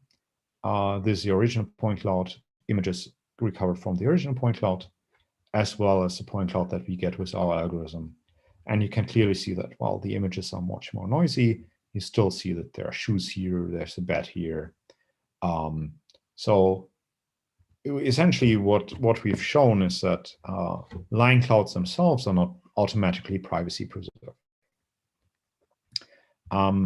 But actually, I believe that you can make them privacy preserving. So one thing that there are two things that our algorithm relies on. So one thing is we need to have like a good estimate of the neighborhood of the original 3 point cloud neighborhood, because close by points give us good candidates for recovering 3D points. And one way to make it harder to get good 3D points estimate is to actually introduce sparsity in the whole thing. So rather than using all 3 lines that we have, we could only store a subset of them. And this is what you see. This is what happens if you take 50% of the original lines. Then you get something where you can understand, where human understands what's in the scene. But as soon as you get to like 5% or 1%,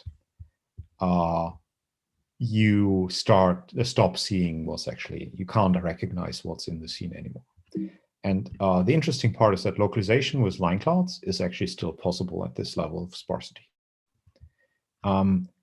What's interesting though is that even if it's even hard to recover private details, even if you just store point clouds and not line clouds, because sparsity is actually hard for the inversion process.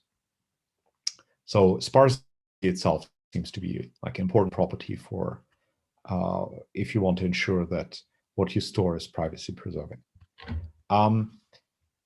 The other thing is we assume that like nearest points between lines are actually reasonably good approximations to the origin 3D points. And this works if you choose the line direction uniformly at random. But you could think of trying to find better distributions where you pick one line direction first, and then you choose another point, and you choose a line direction so that the 2 closest points between the lines are actually far away from the original 3D points. And then you iterate this. But I don't think that it's super trivial to do this, because you still need to ensure that you can do post-estimation. And then you could potentially apply our algorithm, still apply it, get some 3D points. The human tells you whether this is meaningful or not. And then you clean up some neighborhoods and you iterate. That might work. But I think it's a very interesting direction for future work. The other way that ours can fail is that if we cannot recover neighborhoods. And there you could think of introducing, for example, like using different line direction distributions to make sure that those closest points between lines are not useful for recovering neighborhoods. Or you could try to introduce fault structures to mislead the recovery algorithm. Or you could actually try to say, I'm fine with recovering certain parts, and then make sure that lines get falsely, or points get falsely recovered in those parts and not in the rest of the scene. So what I hope I convinced you about is that privacy-preserving localization is a very interesting young subfield, and there's a lot of open research to be done. One of the chief things is to actually define what constitutes privacy and what one would be allowed to recover from a scene, and what is not should not be recoverable. And then I think there are interesting questions about whether we can actually prove privacy preservation under certain conditions.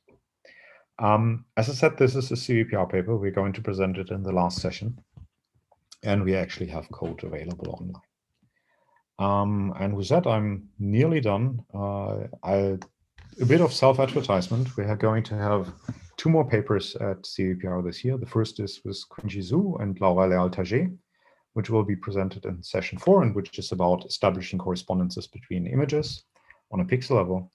The second is with Paul Eduard Sarlin and AJ Unaga and many others on doing localization without actually having explicit correspondences between 2D points and 2D pixels and 3D points, but rather having some sort of photometric refinement. And I'm actually sure that Daniel Kremers might talk about something in that direction in his talk. So what I skipped today was actually how localization algorithms work in detail. If you want to know more about this, we're going to give a tutorial on visual localization at ICV, and we're also going to have a workshop with challenges on that topic. With that, thank you very much for listening, and I'm happy to answer any and all questions. Thank you very much for this nice presentation. We now have time for questions. So if you have some questions, please type them into the chat, and then I can read them to Thorsten. Maybe I can already start with a question. So in the last part, you mentioned the inversion process. So to train this inversion process, does one need actually the corresponding image data and the 3D data, or can you train this only from the SIFT features and descriptors only? So you for training, I think you need the images, because you need to have a loss function, right? But for the input, I mean, the images are only needed to compute the loss, because you want to compare the pixels that you recover with the pixels that you're supposed to recover. At test time, you only need 3D points, and actually, so you can do without color and you can do without descriptors. You'll probably get better results with them, but like a color point cloud or just depth values themselves can also already give you something meaningful. One thing that I should mention for all these inversion results, such as those, we actually never retrain the network that recovers images. So this is the result of a inversion network trained on structural motion point clouds, but much less noisy ones than ours. You could potentially get better results if you train the network on more noisy point clouds. Sure. Okay, thank you. I do not see a new question in the chat. Is this well, question somewhere I'm else? still typing. I think it's easier for me to ask directly in this case. Yes. Yeah. So Thorsten, and thank you very much for your talk. And I have a follow-up question. And in the privacy preserving localization, so I can see there are quite a lot of straight lines in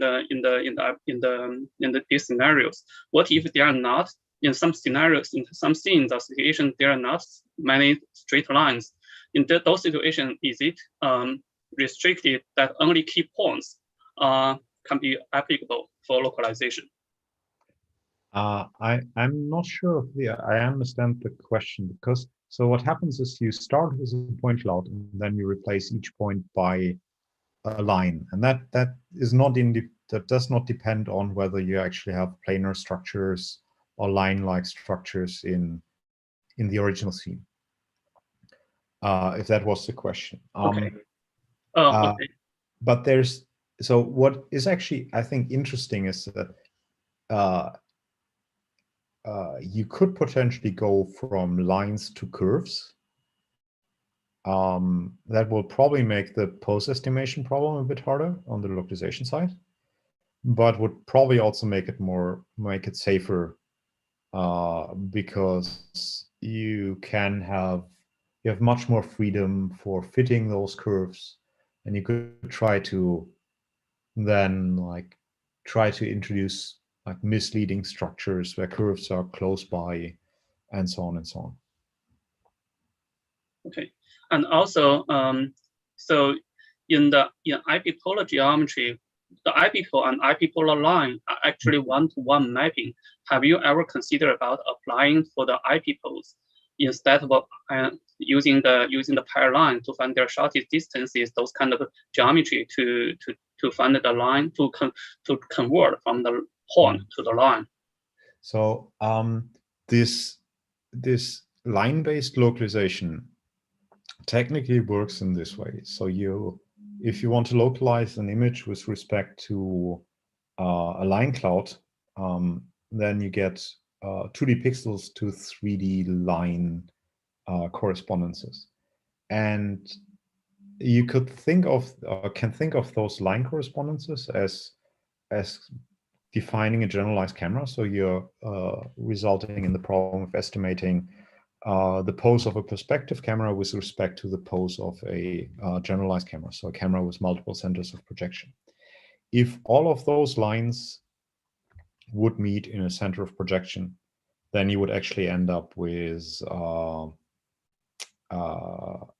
the relative pose between a perspective and a perspective camera, and then localization doesn't work because you don't get the scale of the translation.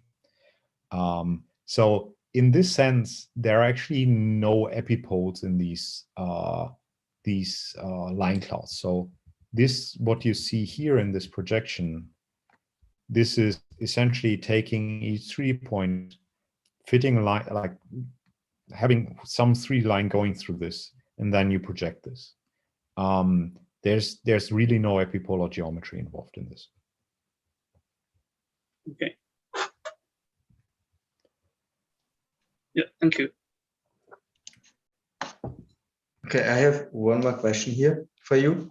So in you also in the beginning, you mentioned an AR cloud for localizing the images for augmented reality. So the question would be, so when do you think we will have such a well-working AR cloud, which works very well and reliably? Can you define what you mean by well-working reliably? Well, that it works on a city scale and precisely enough with such that you can really overlay precise information, and it works, you know, reliably. So on all the places that you can think of in a city. I mean, if you look at this Google example, this is essentially an AR cloud, no? And this works reasonably reliable. So I tested it out a year ago and it worked very well. Back then, and I haven't checked in a while, when you try to do this at night, it told you this is not going to work at night. And I think there is still, so we see the infrastructure for this AR cloud. We see at Google, like this Google Map AR navigation feature. Microsoft has Azure spatial anchors. If you look at some of the work that Facebook announced, then I'm sure that they have something like this. I'm pretty sure that Apple is building up something like this.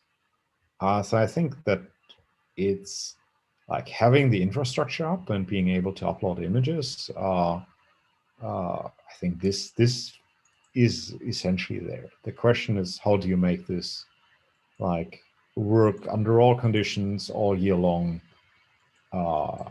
I think that's still a research question. How long this will take, I don't know. When we released this visual localization.net benchmark, where we had changing conditions, I thought we're not going to make any progress there anytime soon, because it seemed like a hard problem.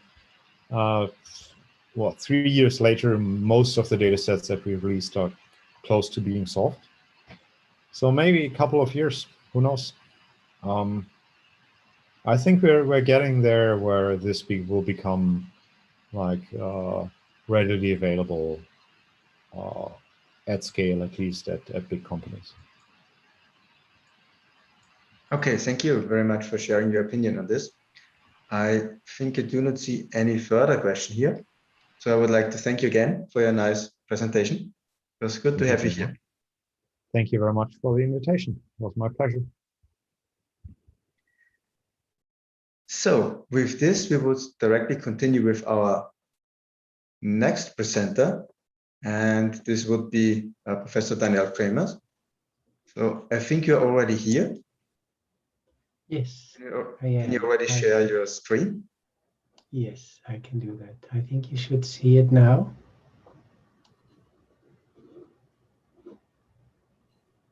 Oh, your screen sharing was interrupted. Just a second, let me try that once more.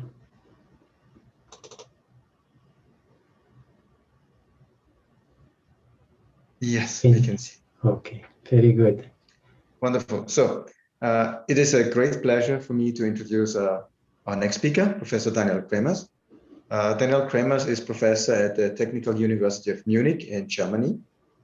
So he's very well known for his outstanding contributions to computer vision, and he received a number of well-deserved awards and grants, including most recently an ESC Advanced Grant. So one of his many well-known contributions to science is the direct approach for visual SLAM, so which led to the well-known methods like LSD SLAM, DSO SLAM, or DV3O. So, and recently, he is also applying his expertise to the domain of autonomous driving through his company, Artisans. So very related to this, today he is talking about latest research in the area of visual SLAM. So Daniel, we are very glad to have you here and we are looking forward to your talk. Thank you so much for having me. It's a great pleasure to be here. Thank you for the nice introduction. I think this workshop is really great, and I'm happy to be able to share a bit of our research in this great workshop. This is, as the title indicates, is on how to use deep learning, in particular self-supervised learning techniques, to boost visual SLAM and in particular visual localization, visual odometry. I should say upfront, the work that I'm presenting has been done predominantly by a number of current and former students of mine, in particular Nan Yang, Lukas von Stumberg, Roy Wang, Felix Wimbauer, and Jacob Engel. Maybe a bit of background on how I got into visual SLAM. We started around 2007 with autonomous, with building drones. The first ones we assembled ourselves. On the left, this is a picture from 2007. In fact, a little drone flying in my office, and I was very amazed at them. At the time, they were not commercially available. In the subsequent years, they became commercially available, and so we started buying more commercial versions of all of these drones. And then we, either they had cameras or we put cameras. For example, the nanocopter on the right did not have a camera, so we had to equip it with a camera. And then we asked ourselves, can we use onboard sensors, in particular cameras, to do autonomous navigation? And so this requires somehow camera-based localization in real time, and you want precision, you want robustness, etc. And so in the subsequent years, we managed to get some systems to work. First on existing, like top left is Jacob Engel's work using the PTAM, a very nice real-time capable visual SLAM system that creates maps. And so you can use these maps to do autonomous navigation, either figure flying or just making it hover in one space. And then we moved on with nanocopters, autonomous nanocopters, visual exploration, path planning, obstacle avoidance, free space estimation, all of this using predominantly onboard cameras. But what it really implied is that we started moving more and more into developing SLAM methods, because we found the SLAM methods out there were good, but often not sufficiently robust, not sufficiently scalable to larger environments, or not sufficiently precise. And so we looked into this. And so in the first part of my talk, I want to give a little glimpse into research on, say, classical SLAM approaches and what Fritz mentioned, that the direct SLAM approaches that we've been advocating, LSD SLAM and direct sparse odometry in particular. And in the second part of my talk, I want to give a glimpse into how we can use the predictive power of deep networks to further boost the precision and to kind of get them a much more powerful SLAM and mapping framework. I should say there's a lot of different facets of SLAM, of camera-based reconstruction. Here we really focus on this scenario of real-time capable methods that try to recover the world from a single, ideally a single moving camera. So not the classical kind of bundle adjustment where you can, often compute hours to get often much more precise reconstructions, but typically not real-time. The whole field is a very kind of old field, and this is one very classical work that many people know. It's a work by Erwin Kruppa, Austrian mathematician, who proved in 1913 that if you observe 5 corresponding point pairs in 2 images, then you can recover the relative camera motion, translation, rotation of the camera, and the 3D location of these points. And for me, this is always a bit puzzling how people more than 100 years ago, well before the advent of computers, worked on such problems.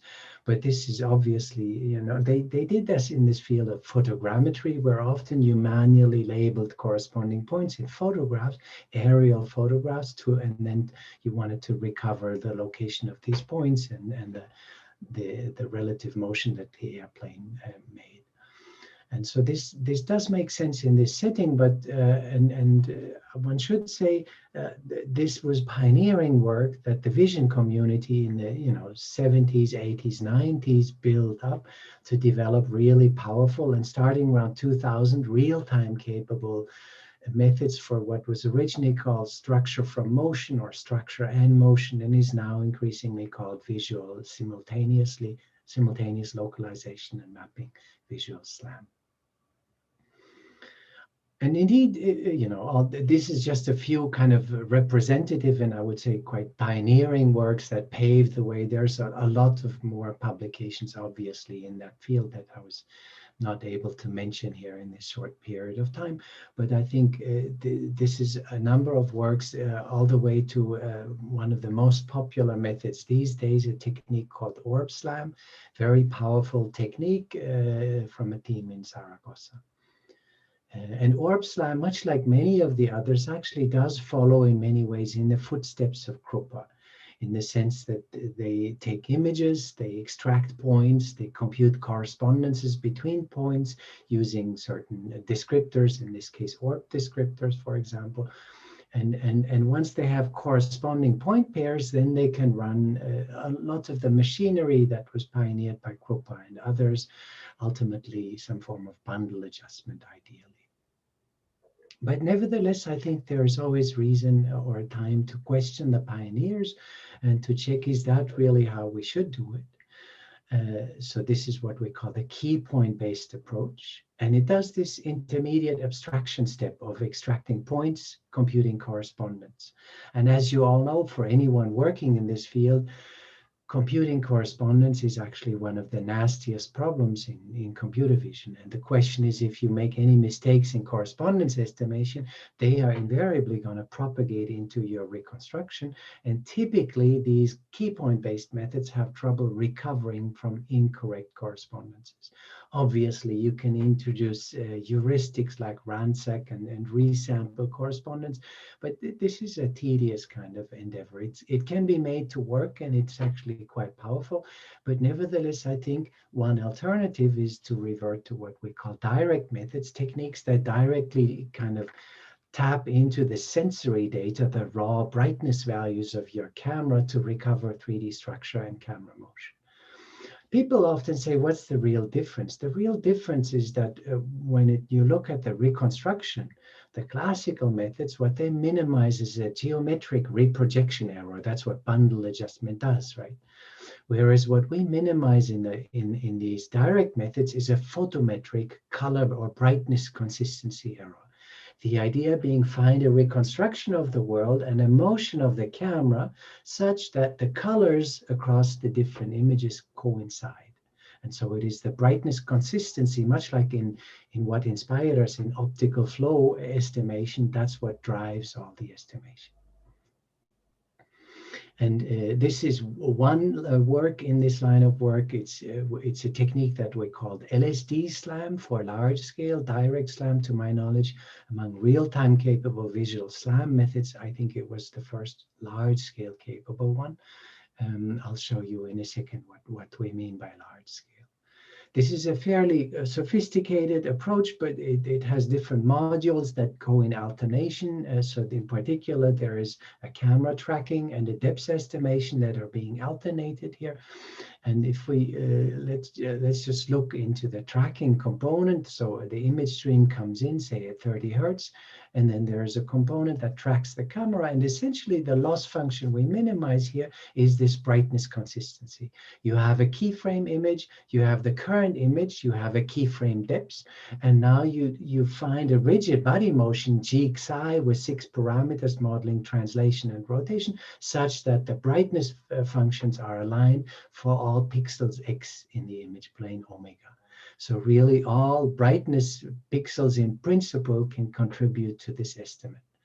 The reason why this can be computed very fast and in real time, even on a single core of a CPU, is we're only estimating 6 parameters here, right? So we can easily do a course to find linearization of this and run this in real time on a single core of a laptop. And then you can, on the remaining cores, do depth estimation in alternation, and this leads to this method, the LSD SLAM, that you see here in a demo system. It's running on the laptop CPU in real time. It's tracking the camera, and it's estimating, as you can see in real time, the point cloud and the location of the camera.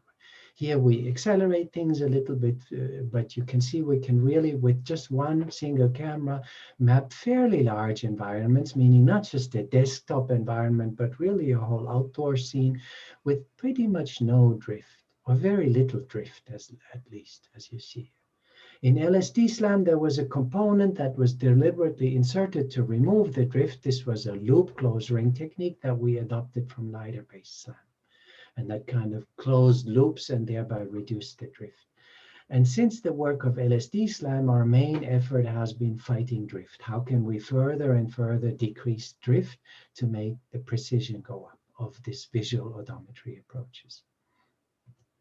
The follow-up work to LSD SLAM was a technique called direct sparse odometry. This is, you could say, the next generation. Here's a video, top left input video. You see there's even people walking through the scene.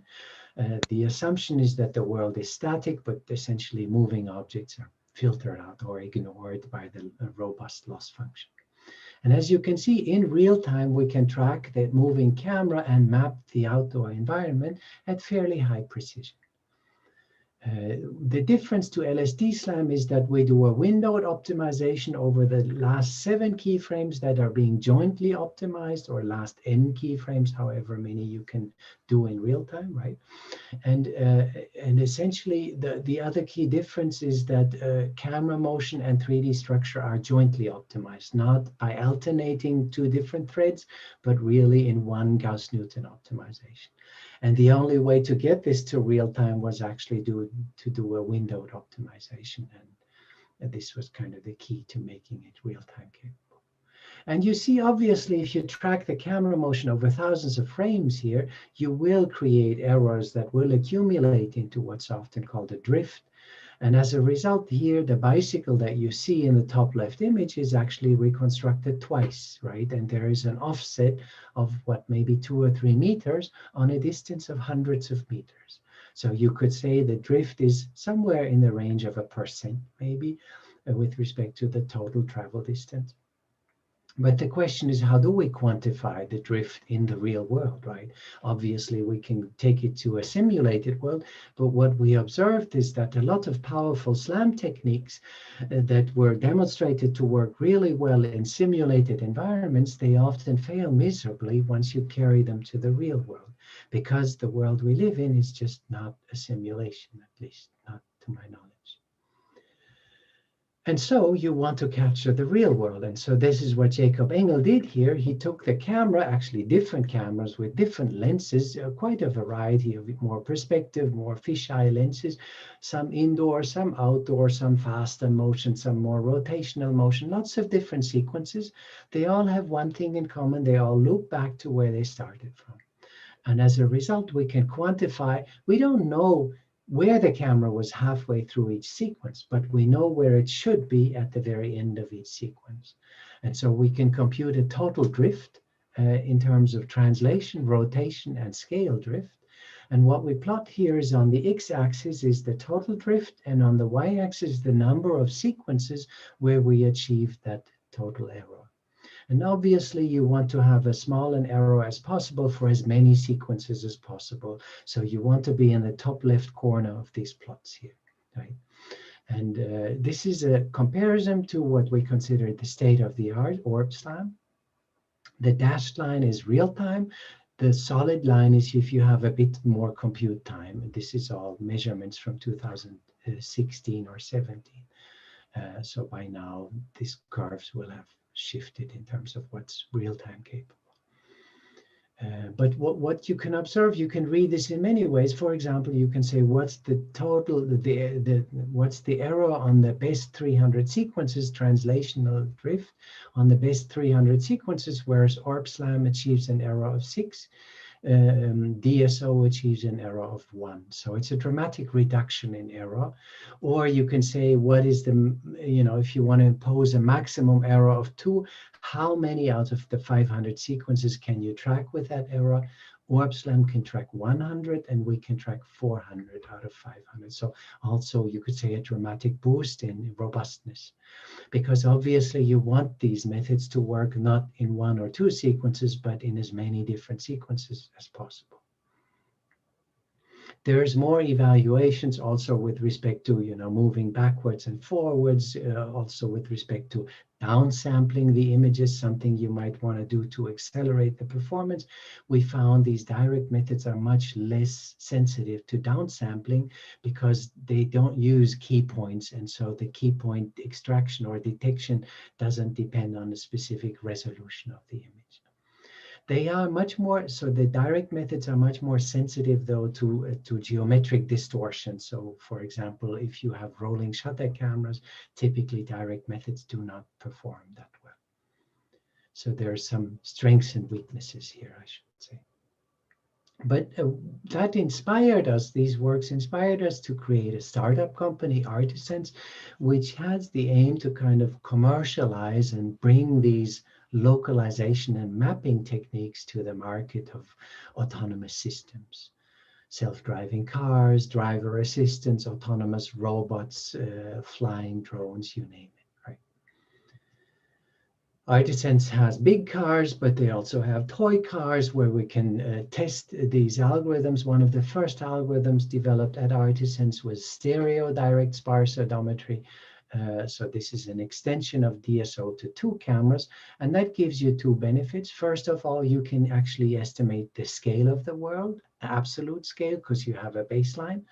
And secondly, you further decrease the drift to a level where you can really drive around the block, as you see here, and have almost no drift, right?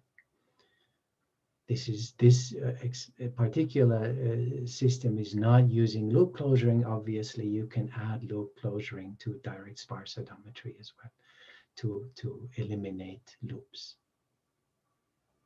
But here you see the drift. This you can apply. There's lots of videos, so I'm going to just skip over this. If you want to watch the videos, you can go on YouTube and see more of these.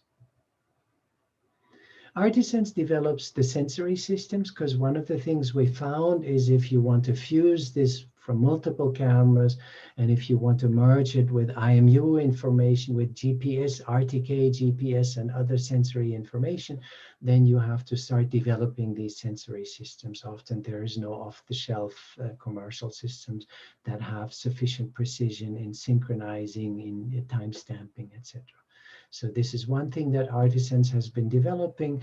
And secondly, they develop spatial AI algorithms. For example, Artisense had a project where they deployed their sensors on a whole fleet of cars in Berlin. And they drove 8,000 kilometers of distance and mapped large parts of Berlin in just a few days. And as you can see here, these are semantic maps, so we can distinguish drivable area, sidewalks, vegetation, buildings, other cars, you name it. Right? Whatever you can detect in images with deep networks, obviously you can label the 3D world and get semantic 3D point clouds. And I think this is vital information for autonomous driving, right?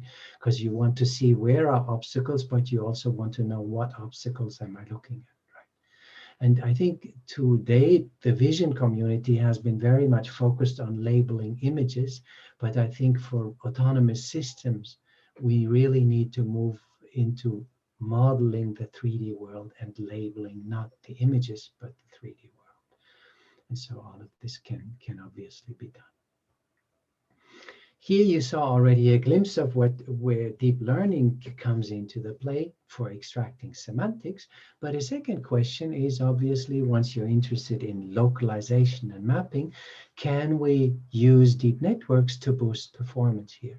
And deep networks have been around for a long time by now, but in the field of 3D reconstruction and SLAM, it seems to be much more difficult to make advances. They, for object detection, recognition, categorization, they worked really well, but somehow reconstructing the 3D world with deep nets is, I think, to date, an important challenge to focus on. And there has been a lot of work starting a bit later, though, starting around 2017, people proposed all sorts of deep network techniques. This, again, just some representative work, deep networks to do visual SLAM, localization mapping. And although these methods are quite impressive in many ways, that you can train a network end to end to recover these structures, often they did not exhibit state-of-the-art performance on the established, say, visual odometry benchmarks, where the classical energy minimization techniques still outperformed for a long time. And I think, it's hard to reason why this might have been the case, but I think this end-to-end learning, say in goes the video, out comes the 3D world, maybe we're not there yet. Maybe we need to devise what I call hybrid techniques. And one of the areas where deep networks can really help is, it turns out you can train networks to predict depths from just one single image. This is a really nice work by Kuznetsov and collaborators, 2017. We built up on this network and further improved it, a network architecture that we call StackNet, 2018. And as you can see, it gives depth predictions even more precise than the Kuznetsov work.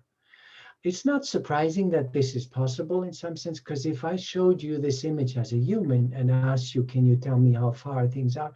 Obviously, humans are not good with exact numbers, right? But, roughly you could say so. And if humans can do it, machines should be able to learn it from training data. And so this is what the StackNet does. But next, what we can do beyond just predicting depths, we can fuse that depth prediction into a classical SLAM pipeline. And we can do so both on the front end and the back end. The front end tracking of the camera in terms of a nonlinear factor graph where we can add these as constraints, but also in the back end SLAM pipeline where we can add a term in the loss function saying the reconstruction that you're generating here should be maximally consistent with the depth prediction for all the keyframes in my video. And once you do that, you get this is called deep virtual stereo odometry. We called it deep virtual because it uses the second camera in the training phase. So in the application that you see here, we're only tapping into one single camera, meaning no stereo, no visual, no inertial, no GPS, nothing. What you see is mapping in real time from just one moving camera. And you can see there's, compared to the baseline monocular approach, the deep learning enhanced monocular one has pretty much no drift or very little drift. And this is because it uses the depth predictions, in particular, no scale drift. Why? Because the depth is predicted in metric units, right? In meters. So the network knows the scale. And I was a little bit proven wrong, right? For years, I told my students in all my classes that you cannot estimate the scale of the world from a single moving camera. We all learned that in geometry, right? And structure for motion, right? But turns out I was wrong, right? If you know the world you drive through and you train a deep network, then you can predict metric distance and scaled reconstructions. Here's comparisons, and in fact, you see it's actually it outperforms a lot of the state-of-the-art stereo methods, although it's only a monocular method, really. The title is misleading. In a lot of literature, people call this a stereo method. It's virtual stereo because the second camera is hallucinated by the deep network, essentially, right? So we can compensate for the missing second camera by a deep network. And this is what we consistently see. I'll come to that in a second, that the deep networks allow to compensate for missing sensory information. Because we can go further. We can not only predict depths, we can also predict, once we have two consecutive images, let's call them IT and IT prime, we can predict the relative pose, and we can predict some notion of uncertainty and feed all these deep network predictions into the SLAM pipeline again. So more specifically, from one image, you can predict depths. From two consecutive images, you can predict the relative camera motion. Let's call it T, large T. And then you can train the network like we did before in a self-supervised manner. This is very important, right? Deep networks, I think, still to date are often based on training data, ground truth that you need. And for 3D reconstruction, you typically don't have ground truth. And if you take LiDAR depths as ground truth, we tried it. It's not a good idea because the LiDAR measurements are quantized. Well, guess what? The deep network reproduces the LiDAR quantization, right, in your ground truth. You don't want that, right? So you want something that scales better, that doesn't need ground truth. And here, what do? We take the brightness consistency as a residual. We can warp the two images based on the relative motion and then say the brightness consistency is the loss. Once you do that, though, for real cameras, you have aperture changes, and so the brightness is practically never preserved. There's typically, all sorts of brightness variations. But here, what can we do? We can model these with an affine brightness correction, and we can train a deep network to predict the affine brightness correction. And that way, we can not only warp the images based on the relative camera motion predicted by the deep net, but also we can align the brightnesses affinely based on the deep net prediction of the affine correction. And then we can do self-supervised learning, and this is going to work for Lambertian worlds, right? Because these are, the brightness is by definition preserved. Unfortunately, once you take this outdoor, the brightness of things is not always preserved. In windows, you don't have brightness preservation. In metallic structures on the cars, maybe even in the moving trees, you will not have brightness preservation. So what can we do? We can train a network to predict, and this is work by Kendall and Claude et al., who proposed networks that predict what's often called an aleatoric uncertainty. And then we can basically saying which areas in the image are likely not to have brightness preserved.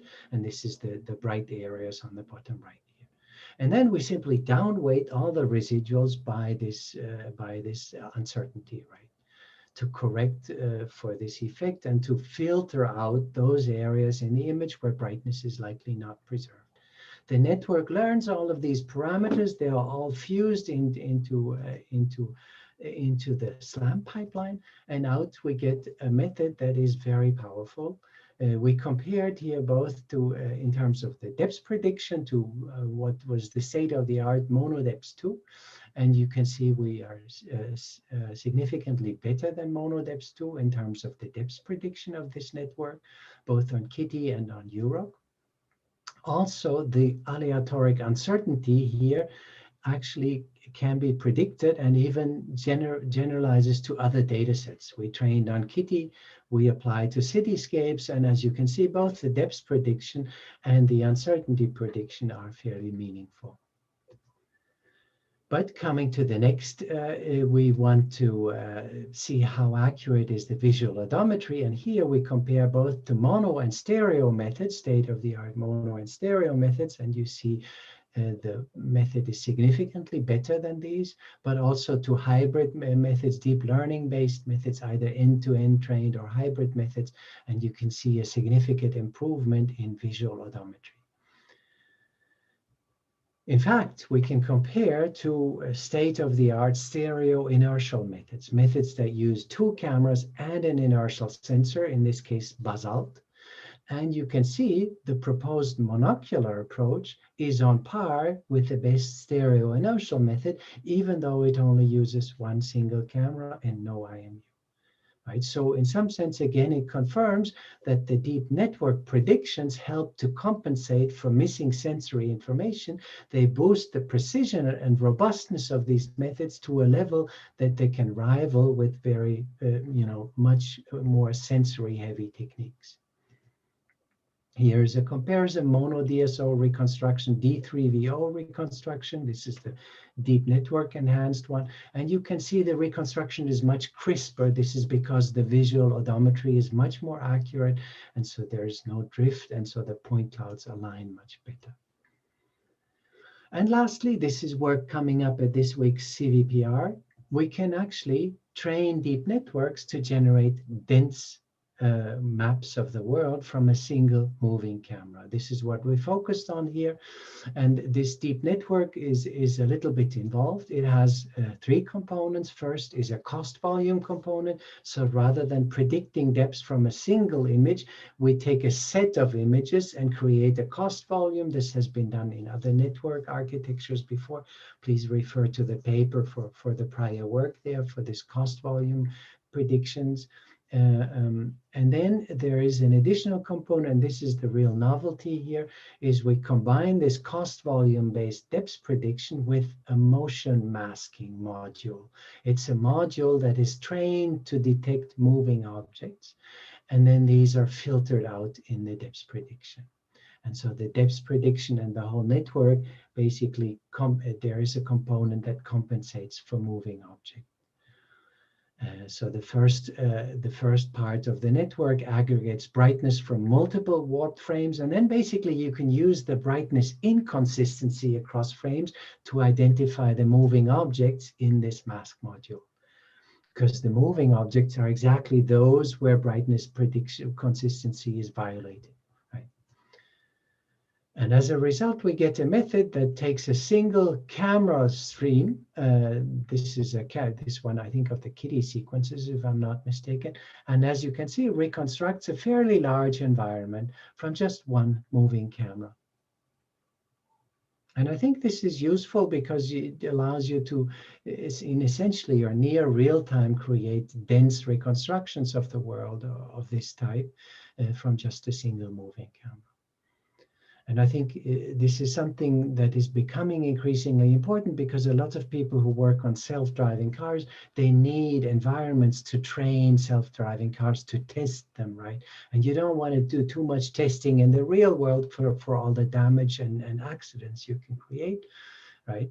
And so here we have a way to virtualize the real world with just one moving camera.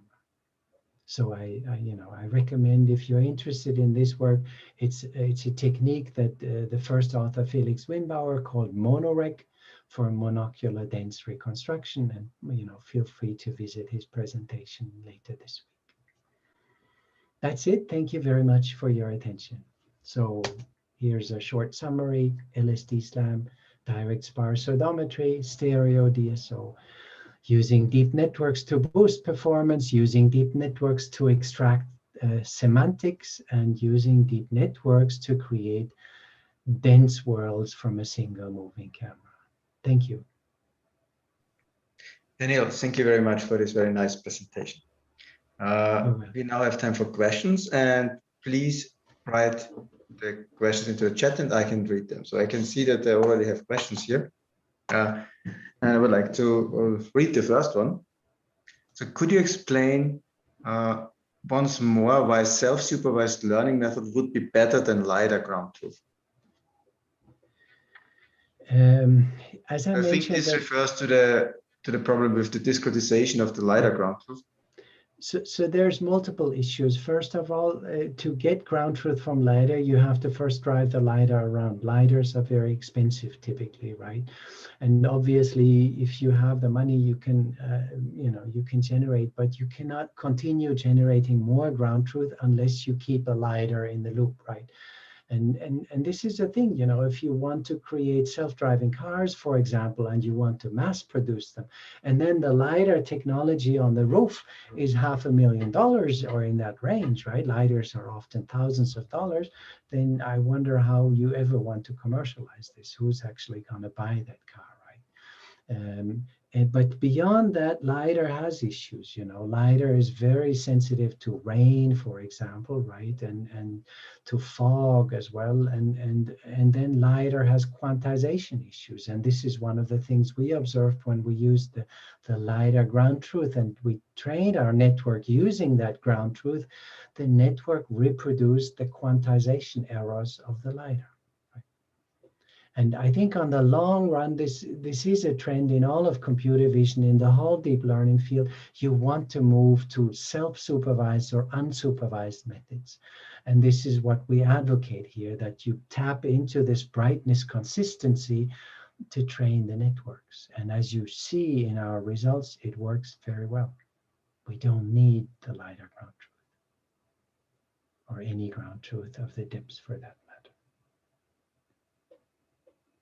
Okay, thank you. I think we can move on to the next question. We get a couple of questions here. So the next question is from Guyulu. So how much difference is in the scale recovery between the mono and the real stereo? So if you don't use deep networks, mono DSO has dramatic scale drifts. If I go back to one of the comparison slides, sorry, I have to go back a little bit here. Here, sorry, now I went back too far. Here's a quantitative comparison. Here you see, for example, on the left, you see mono DSO. You see the reconstruction is really beautiful, right? Except the scale constantly drifts, right? The right thing is too big, the left thing is far too small. You see the system reconstructed this large environment, but the scale constantly drifted. Stereo does not have drift because of the baseline, and the deep network also compensates for drift to the extent that the DVSO is superior to stereo DSO. So you can say the deep network enhanced monocular method in our evaluations actually outperforms the stereo based method. I'm not saying you should drop stereo, but I'm saying the deep network predictions can boost your performance. And ideally, you might want to use all the sensors you have, but still, combine them with the deep network to create predictions that further boost precision and robustness. Okay, thank you. I have a next question from Hassan. So the question is autonomous self-driving with LiDAR or without? I guess, what's your opinion on this? That is a very political question, I think, because a lot of the classical car companies, they still rely on LiDAR. I'm not saying that you have to kick out the LiDAR. If you have one in your car, you might as well use it, right? If it's there. But I think, and I'm quite convinced, on the long run, the camera will become the lead sensor for autonomous systems and autonomous cars, even for 3D perception. There's a lot of domains. For example, if you look at the monocular dense reconstruction that I showed in the very end, and you compare that to what point clouds you get from LiDAR, the density of point clouds here is just much higher, right? And anyone who works with, where is it? Sorry. Right? If you compare the density of points in this reconstruction that we get from just one single moving camera, it's much higher than what you typically get from a LiDAR. And anyone working with LiDAR knows you can increase the point density, but the cost goes up dramatically, right? Here, the cameras they don't cost anything, like just a few dollars, right?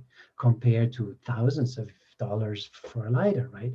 And if there's one thing I learned from working with many automotive companies over the last decades, cost plays a huge issue in this field. When we started in 2005 working with Daimler, we wanted to put 2 cameras, right? And the Daimler manager said, no, the second camera is not going in the car because it's too expensive, right? I don't know what that manager is now saying about all these LiDARs, right? Because cameras are really cheap. And you can increase the density of points, you can increase the resolution of cameras with very little cost. For LiDARs, this is different, right? It dramatically increases your cost if you want to increase the point density. So I think there's many reasons why you will move to cameras on the long run. Cost, omnipresence, they're much more lightweight. You can put them everywhere. You can fly nanocopters with a camera on them. Try that with a LiDAR. Good luck, right? The drone is not going to take off because the LiDAR is just too heavy, right? So there's just so many reasons for using cameras instead of LiDARs. I don't think you have to drop the LiDAR immediately, but on the long run, the camera is going to win out, no doubt. Okay, thank you. We have 3 more questions. I think we would like to ask them to you still. So, sure. First one from Yisha. So it looks like the reconstructions do not have any sky, which often appears blue point clouds in SLAM algorithms. So I think this refers to the monorack and that you maybe filtered out the sky. Yeah, good point. Yeah, I guess we filtered out the sky.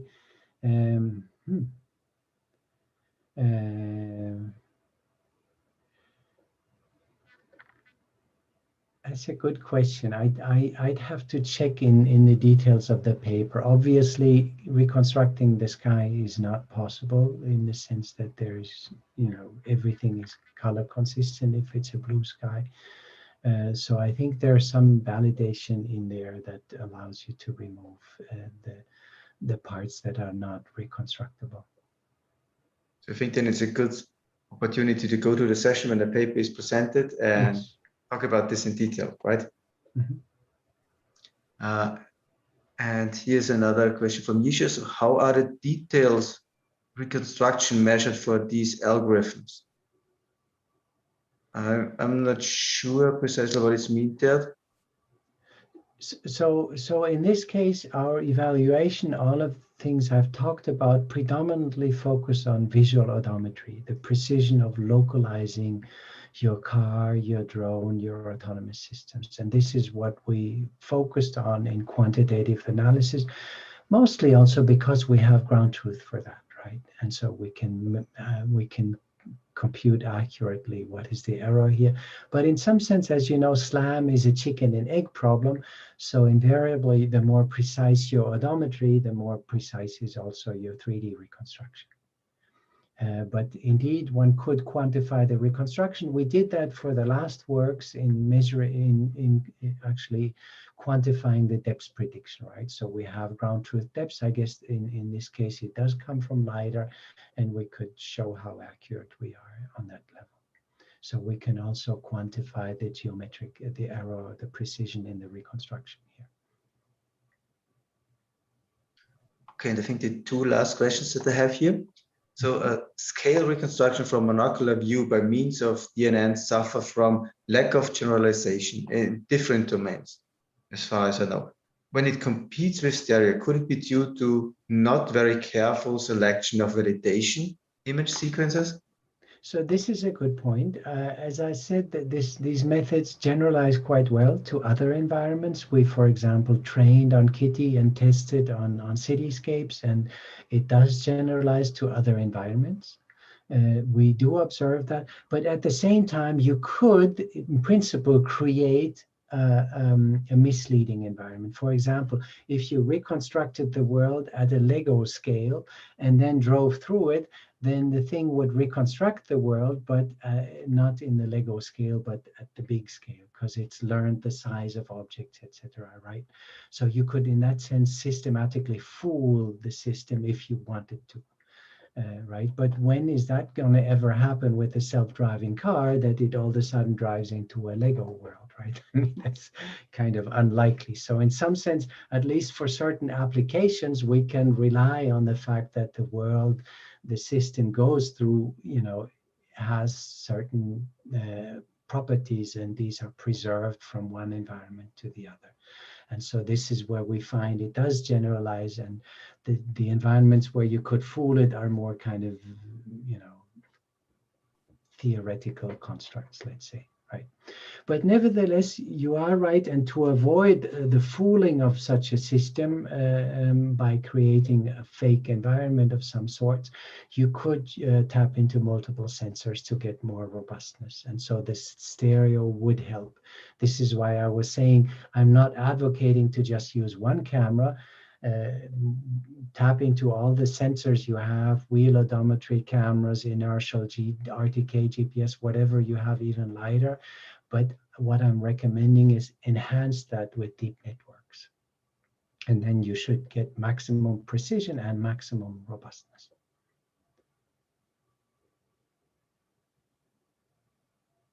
Okay, I would still read the last question that I have here.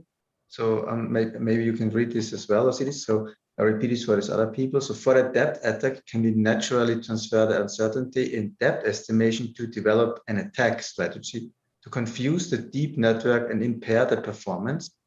If any, what promising components you may suggest we consider? Yeah.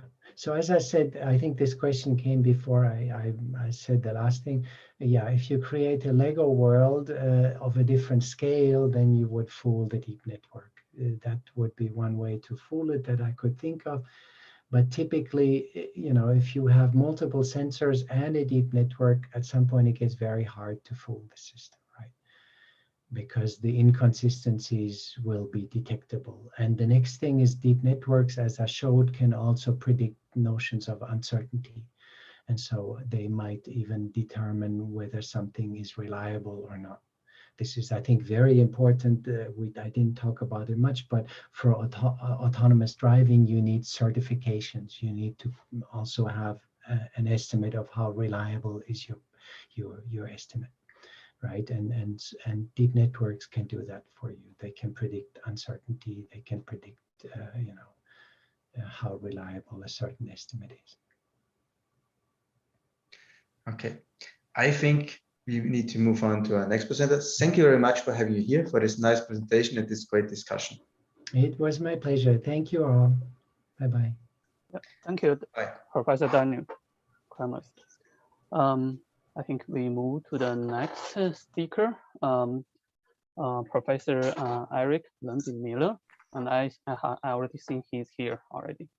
So Dr. Eric Lundin-Miller is a professor in computer science at the University of Massachusetts Amherst. He obtained a bachelor degree from Yale and MS and a PhD degree from MIT. He was a program chair in CVPR 2015, and he received prestigious NSF Career Award in 2016, and in 2019, Dr.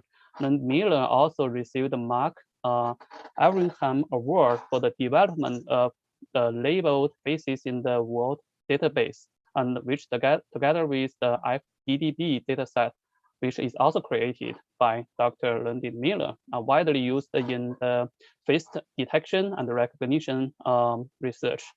Dr. Lundin-Miller also conducted extensive research on tracking, registration, and motion analysis. In his talk today, he will introduce his research on motion analysis titled Bootstrapping Intelligence with Motion Estimation. And we are very happy to have Dr. Miller to give us the talk. Welcome, Dr. Lundin-Miller.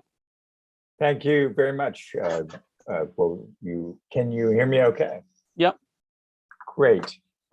Please let me know if there's a problem with my network connection. I can try another one if that comes up. So let's see. I should share my screen, I assume.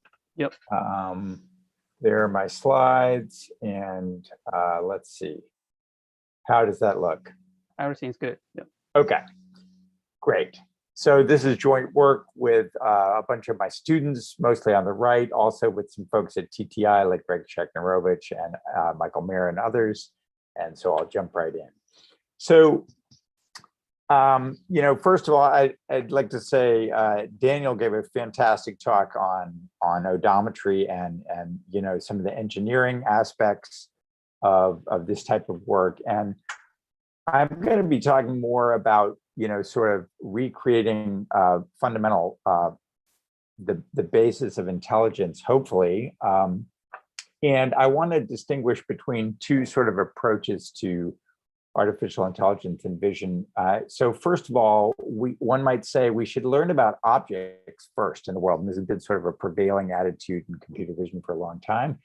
Then once you know about all the objects that a human has told you to learn about, you can learn to follow them around with a tracker and learn to understand their activity and so forth. Now, a pretty different point of view is that we should, just starting my clock there, we should learn about motion first.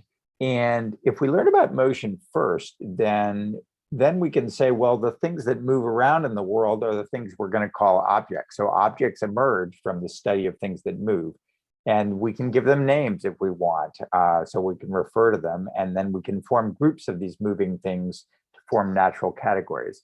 And it's really a pretty different approach than has been taken in the last 20 years in AI, but more and more people, I think, are thinking about things in that direction. So to give you an example, I'm gonna pose a question which almost sounds nonsensical, which is, can you see an object without recognizing it? And what I mean is, can you see a particular object and know that it's an object without having been trained on some training set, or without ever having even seen the object even once before? So I want to play, I think most of you will agree it's hard to see an object in this image. You see a bush and some grass and some leaves, but where's the object? So I'm now going to play the video here.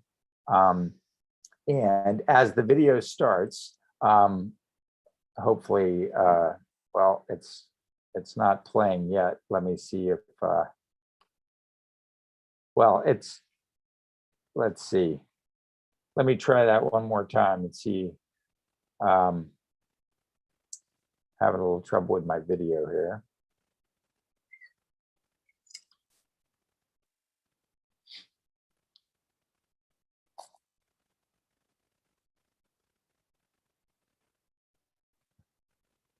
Well, so I may be proving my point with bad video. When you see this video run at a high frame rate, let me try one more time, see if it's going to work. I'm not sure why. Well, I don't know. I don't know if you can see the insect, but there we go. Now you can see it. There is a walking stick insect in the bush there. When you play the video at a high frame rate and high quality video, it pops right out at you. And so to me, this just says we can identify objects in the world by simply seeing them move, and we can know that they represent objects.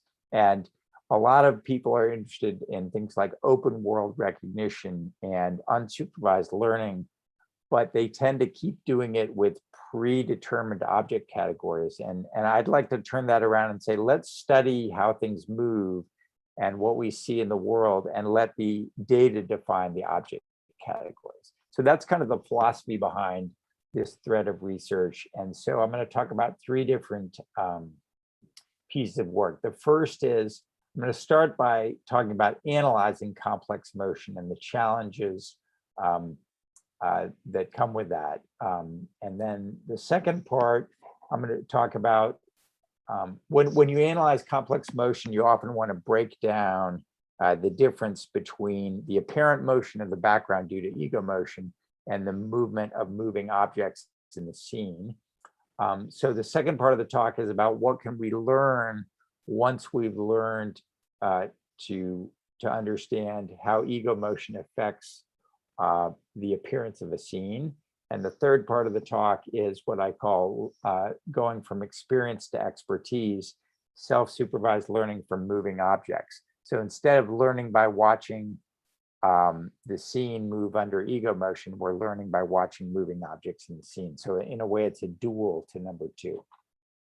Okay, so let's talk about analyzing complex motion. This is a series of papers from my lab, and hopefully we'll have more to add to this in the not too distant future.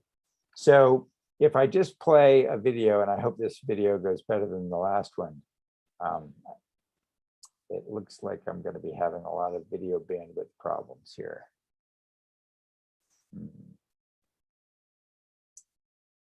Wow, I'm not sure what to do about this.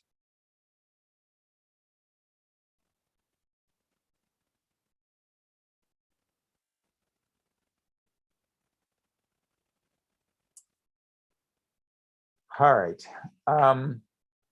Okay, is it finally going? Let me try again.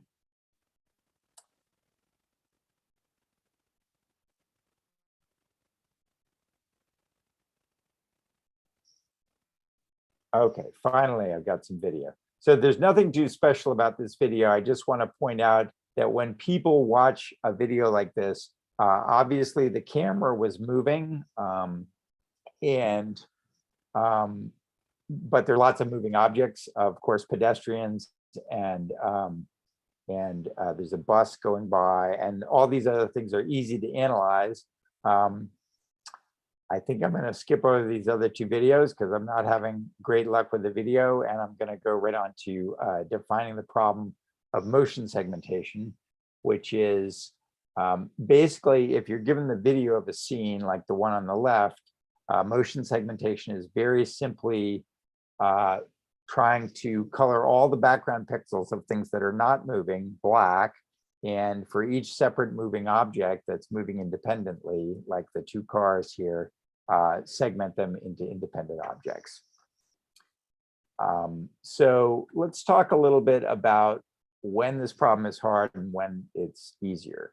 So this problem is relatively easy when the camera is only translating and not rotating, or when it's only rotating and not translating. So many of the successful applications are when the motion is restricted. Also, when the scene geometry is simple. And what I mean by that is, for example, if everything is far away, then the scene geometry is relatively simple because things far from the camera don't move much under translational motion. Or also when you have few moving objects in the scene, if you're moving with a camera through a scene and you want to understand what's going on, that's a lot easier to do when you have fewer moving objects in the scene, or when they're not taking up a large part of the scene. And the problem is a lot harder when the camera is both translating and rotating, or the scene geometry is complex, or there are lots of moving objects. So I want to talk a little bit about how the fundamental techniques in our motion segmentation work. So I'm going to start with an analysis of what happens when the camera is only translating. And I want you to notice that the scene I'm dealing with here, I did have a video of it, but I'm not going to play it. It's just my student Manju walking through the woods here. And the reason I consider this to be a complex scene is because the trees are close to the camera, which means when the camera moves, they experience strong parallax motion. Okay, so it's easy to conclude that the trees are moving when in fact they're not moving. He's further away from the trees, but it's obvious to any human that he's the thing that's moving. Okay, so let's say for a moment that the camera is only translating and it's not rotating. If you start by computing the optical flow as shown on the upper right, the colors indicate the direction of motion and the saturation indicates the magnitude of the optical flow. Now, you can see a lot of things aren't moving much, which is why they're so close to being white. The bottom right corner shows you what happens when you normalize the flow to the unit length. And this is equivalent to visualizing the angle of the flow. Okay, so every color represents a different angle. And under translational motion, if a camera is translating and there are no moving objects in the scene, there's only a fixed set of translational angle fields that you can see. And you often see a rainbow pattern like this on the lower right, which is the focus of expansion, and tell you where the camera is headed, okay? So if we start from this angle field, which is again, just the angles of the translational optical flow, we can do an optimization where we fit the best canonical translation angle field to it. And by canonical translation angle field, I mean the field that you would get from perfect optical flow with an only translating camera, okay? So there's some version of this field that best fits the flow, and this is the one that came out of our optimization, okay? And now, and this is just an expression for the optimization, which you can look up in our paper. Now, if I simply ask the question, what's the difference between the empirical angle field on the left and the ideal best fit angle field on the right, this error map immediately makes the moving objects pop out, okay? So that's why detecting moving objects when the camera is only translating is actually pretty easy, okay? But the problem is these properties all go away when a camera is both translating and rotating, okay? So let's look at what happens when we have rotation and translation of the camera at the same time. Now, the total optical flow looks like that on the above right. And when we normalize that and look at the angle field, we get this angle field on the bottom right. And this does not look like a canonical angle field, although it does look a little bit like just purely diagonal motion of the camera in the plane of the camera. However, it actually doesn't fit a purely translational field very well. So what we're going to try to do is we're going to try to answer the following question. Does there exist a rotation field R, a rotational optical flow field, such that when R is subtracted from the original optical flow, the resulting flow angle field is close to a canonical translation angle field? Now, that's a lot to swallow at once, so let me try to explain what I mean by this. So here's the original optical flow field. If we are able to find this particular rotational field, which looks like this, and subtract it off, and then normalize it to be an angle field, all of a sudden we can see that this does look like a canonical angle field. It's got this classic focus of expansion, and it can be fit very well with a translation only model. On the other hand, when we try to fit this field with a translation only model, we get a big error. So basically what our method does, it searches for this rotation that makes the optical flow look as close as possible to a translation only field. It produces the angle field and then looks for things that don't fit in the angle field to find the things that are moving in the scene. That's the basic technique. And here's a summary of it. I won't repeat myself again, but this is a summary of the whole process. Okay, so let's look at, now I'm going to try to play a video again. I hope it works better this time. Okay, good. So what you see on the upper left is the original video. On the upper right is the motion segmentation. And again, it's a very complex scene. On the lower left, you see the estimated translational field, and that shows you how much the camera is actually shaking around. All right, now I'm going to move on. So I'm not going to play this video because I'm having a lot of trouble with it, but this is some comparison to some older methods, but I find most of the modern methods still have this problem where if you look at the things they've segmented as moving objects, like in the lower left corner here, they've pulled out this tree because the motion of the camera and the fact that the tree is in the near foreground makes it look like a moving object. Many of the methods do that.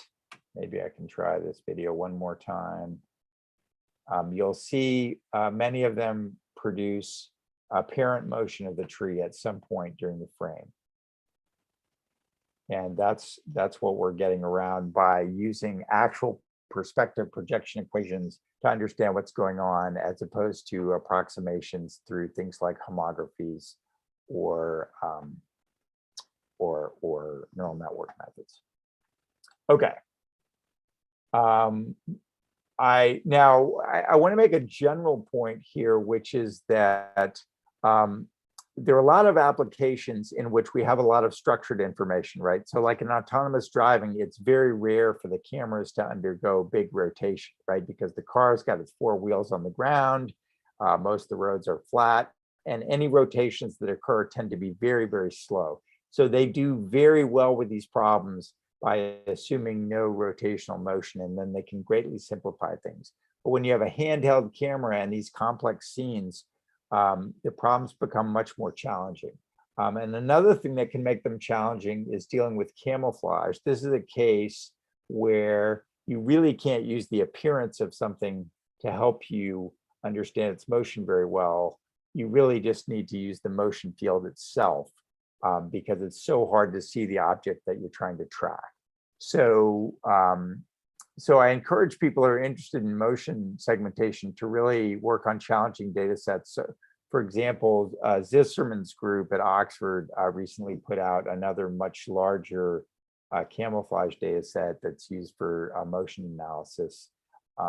And I think pushing on things like that will really make these systems more robust and deal with more general scenarios than some of the engineering solutions, which leverage the specific information we have at hand about those particular cases.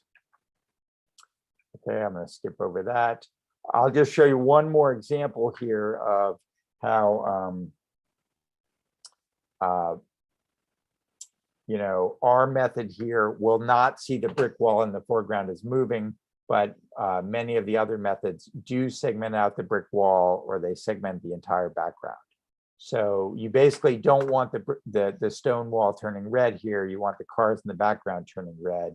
And why don't other methods work in this case? Well, they're not really designed to do true perspective projection and understand that what's really going on in the scene. They're using various types of approximations that are not really that don't really treat the geometry of the problem accurately. Okay.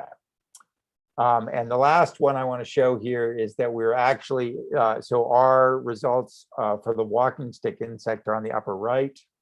Sorry, let me go back. So let's see if this video, so this video looks a little bit better, and you can see we're able to see the walking stick insect in this video, not in every frame, but at least in some of the frames. And the other methods really just can't deal with this kind of very difficult scenario. Okay, so I think that's all I have to say about motion segmentation. Now, what I really want to move on to is, what can you do? What can you learn as an agent by just watching the world go by with, say, no moving objects in it? Or what could you learn by studying moving objects? So let's start with self-supervised learning from ego motion. And this is work with Huazhu Zhang and some people from TTI. So this work is motivated by the following question: what can we learn about the world by observing it under our own motion? So this is self-supervised learning, but we use training data, and notice the training data is in quotes, and you'll see why in a second.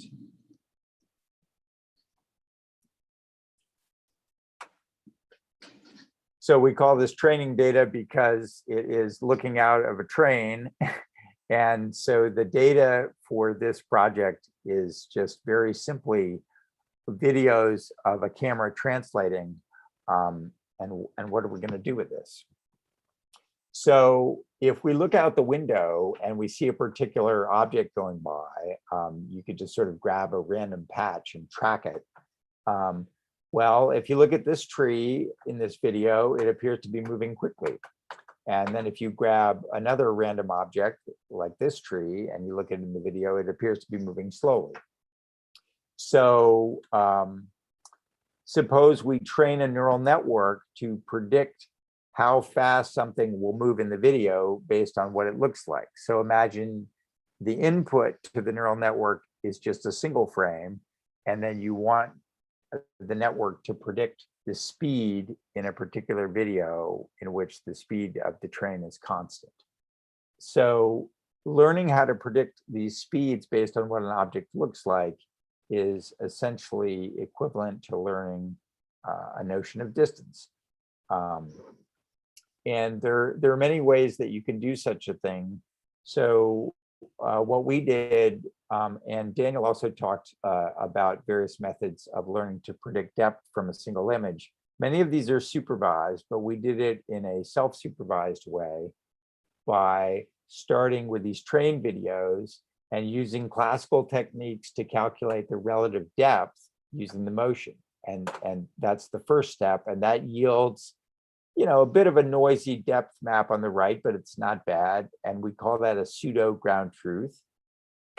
Then we train a neural network, a deep network, to estimate the depth from a single image. That is, If this is the image we're working with, we want to reproduce the depth obtained from the motion. Okay, so in this way, we can get as much training data as we want. It's a little bit noisy, but that's okay. And then we can train a system to predict depth from a single image. Basically, it's depth up to scale, as we were talking about previously. Okay, now that in and of itself is kind of a nice thing, but maybe we can do other things with a network that's been trained to predict depth as well.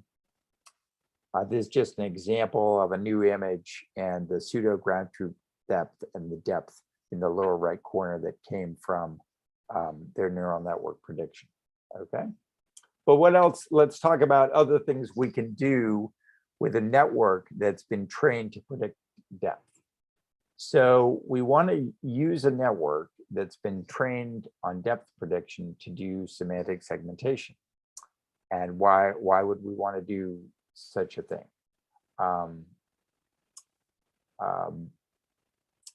So the hypothesis is that if we learn the depth of objects like cars, street posts, and buildings,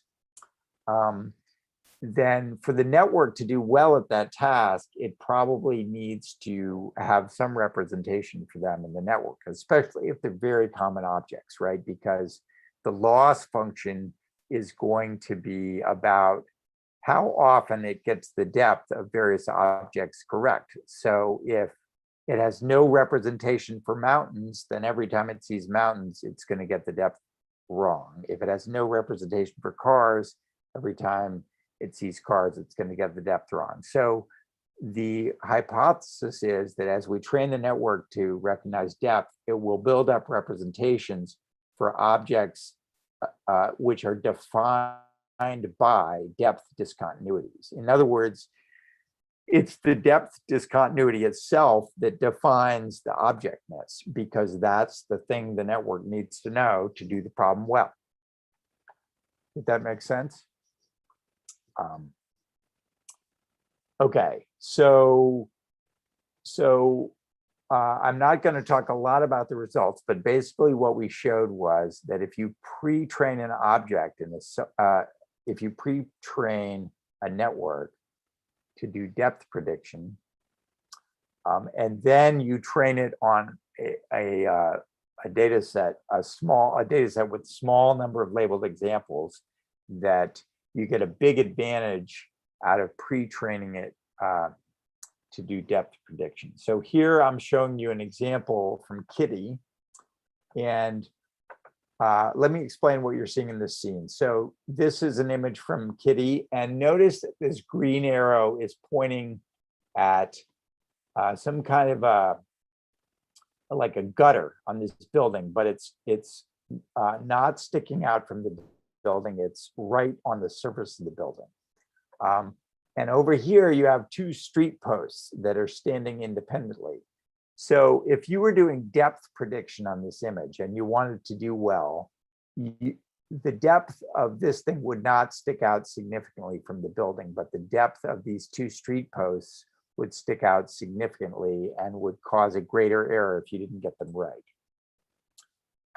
Now, if you pre-train your semantic segmentation system on ImageNet, it cannot tell that this object is not a street post, and so it marks it as a street post because it really has no understanding of the fact that it's not distinct from this building.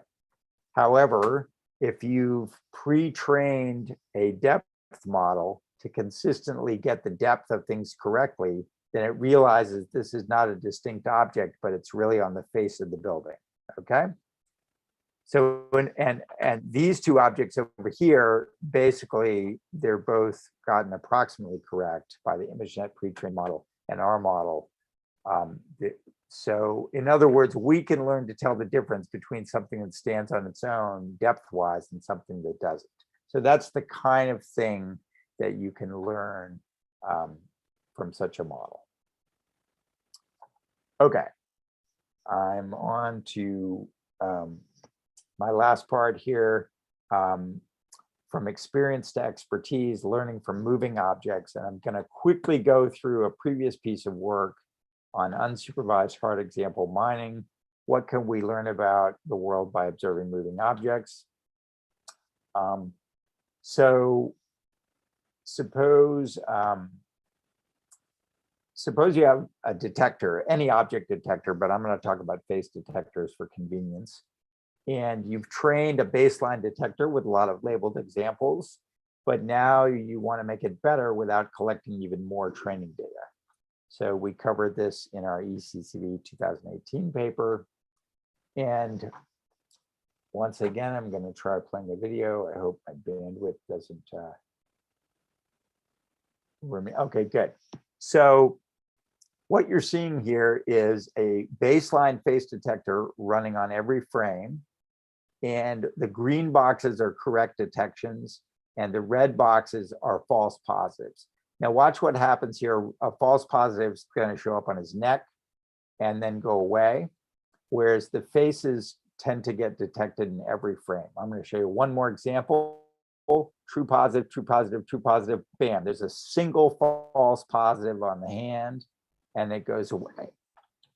So I want to make an observation about this, which is that these detections, which only occur in a single frame, but not in the previous frame or in the next frame, we call flickers. So, and what you tend to find is the faces are detected consistently in each frame, but the false positives like hands and the necks and so forth, they only occasionally look like a face. And so they tend to get detected sporadically, and we call these flickers. Almost all the false positives are flickers, okay? Now let me show you another example. We call these off flickers. In this case, we have true positive, no detection, followed by two more true positives. So this is a missing detection, and these missing detections or off flickers are almost always false negatives. So what can we do with these observations? Well, if we run the base detector on thousands of videos, remember we've already pre-trained it and we're done working with our base detector.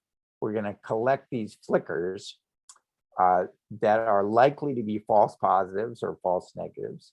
And then we're going to set them aside until we have millions and millions of them. And remember, not only are these false positives and false negatives, but they're likely to be hard examples because they're likely to have been missed by the baseline detector. We're going to set them aside, retrain the detector using the automatically obtained data, and this results in substantial improvements in the original detector. Okay.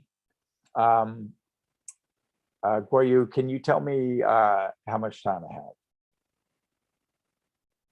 5 minutes, maybe? I think he is a little bit flexible because you start a little bit late. So don't worry about time. Just wait okay. a little bit. Yeah. All right. I don't have too much more anyway. So now I want to try to move from this idea of improving detectors on specific predetermined objects like faces and cars and pedestrians to a much more general notion of learning. Before I do that, I'll just briefly review the history of computer vision, which is that, you know, we started by trying to program computers to recognize certain specific objects like apples are round and red. Then in the 90s and the 2000s, we used massive labeled data sets to learn about specific objects. Again, we were told, the computer was told what kinds of objects it should learn about. And then more recently, we're starting to use unlabeled data to pre-train so that we can rapidly learn, but we're still learning about specific types of objects like, you know, mini ImageNet, for example. You know, now a lot of people have started to talk about open world recognition and so forth, but they're often focused on objects that occur very rarely. And I want to kind of take an opposite view, which is that whatever objects are around us a lot, we should get good at recognizing them and learn to make lots and lots of distinctions among those. We should get really good with faces. We should get really good with cars and bicycles and all the things we interact with every day. I think that's the natural way that humans learn. In other words, let's learn about whatever objects the data has to offer. So this is what I call going from experience to expertise. Given massive exposure to an environment, learn as much as possible about it until you're an expert in that environment. So for example, if you're a cow farmer or a cattle rancher, you're going to learn how to distinguish among thousands of cows. You're going to learn lots and lots of features that are useful for discriminating cows. If you're a marine biologist, you're going to learn how to distinguish thousands of kinds of fish. You're going to get extremely good at that. So I would argue that deep representations should continue to expand the representation of any subject for which they have a lot of data, and they'll continue to get more and more discriminative for those data types. So here's a simple recipe to achieve what I'm talking about. So gather massive amounts of unlabeled data, unlabeled video from a single environment. Find the moving objects. And of course, to do this, we need motion segmentation, which is why I started by talking about that.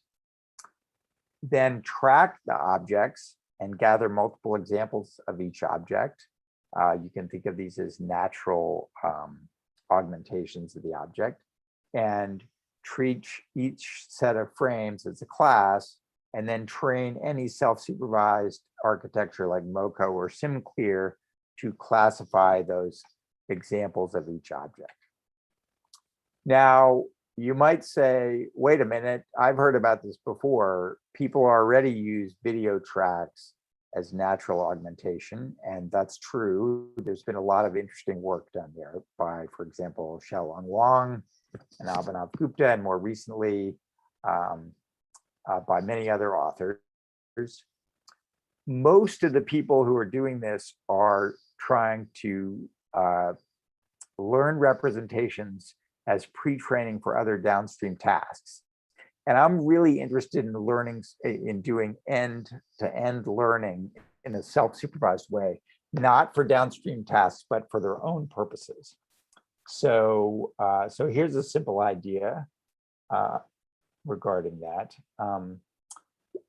Can we use self-supervised representations to improve tracking within a specific environment? So for example, if I go work on a cow farm and I've never worked with cows before, will I get better at tracking cows as I work longer and longer there? Well, I should get better at it because my ability to discriminate them should continue to improve, and my ability to track them is related to my ability to understand what they look like as they move and to not confuse them with other cows. So the way to do this is find moving objects using motion segmentation, start tracking those objects using a naive tracker. I could talk more about what I mean by that later. Then develop representations for those tracked objects so that as I track them, the embedding is not changing a lot. That is, I have a stable representation of those objects as they're being tracked. This is sometimes called slow feature analysis, or goes by many other names. And then I should be able to use those improved representations to go back and improve my tracking in an all completely automated manner. But what I'm going to get out of this is not what ImageNet categories look like. I don't care what ImageNet categories look like. I want to learn about a specific environment and learn about what's in those environments, learn the objects in those environments, and get very good at representing those things, tracking them around, and learning how to characterize them. So it's kind of a deviation from what the community has been doing for 20 years. I'm suggesting that the computers, like imagine you drop a video camera in the Great Barrier Reef and you just write software to try to get the program to learn how to track all the different fish and build representations for those fish, basically embeddings that capture exactly what's there, not learn how to do things for other categories that you predefined. So that's an ongoing project that we have now. We're getting some interesting preliminary results, but that's all I have to say about it now. So my summary is that, first of all, despite a long history, I think separating moving objects from the background and the video is still a very challenging problem. I admit I have not been heavily involved in this topic for the last year or two. So if you know of things, breakthroughs in this area that I haven't heard about, I hope you'll let me know. I was really interested in the comment that Daniel made about something still being hard for neural nets, and I totally agree with that. I think perspective projection is one thing that's very hard for neural networks to model. I have my own reasons for that, but he made the comment, and I totally agree with it. The apparent motion of static scenes can teach us many things, like an understanding of depth and an understanding of how to segment things from depth boundaries. And the motion of moving objects can also teach us many things, like invariances and fine-grained categories. So I'd really like to see us move in the direction of letting the data define what we're analyzing rather than coming to it with a pre-set group of categories that we're trying to test it on. All right, thank you very much. Thank you very much, Dr. Randy Miller, for your very insightful talk. I will start with some questions, actually. So actually, in your first part and the second part, which is relative depth, and the first part is about the segment, the detection and using the perspective model. Actually, when you use perspective model and compared with some other works and which did not really use perspective models, and do you think that there is more specifically camera specific? And for example, if you train your network or whatever other method, and when for a specific data set that is captured by one camera, and that camera has different focal length and other parameters, that is having a perspective model, and you train on that, and you rely on the perspective model and to identify the optical flow and the changing object, and compare with some other methods which do not really use much about the perspective model.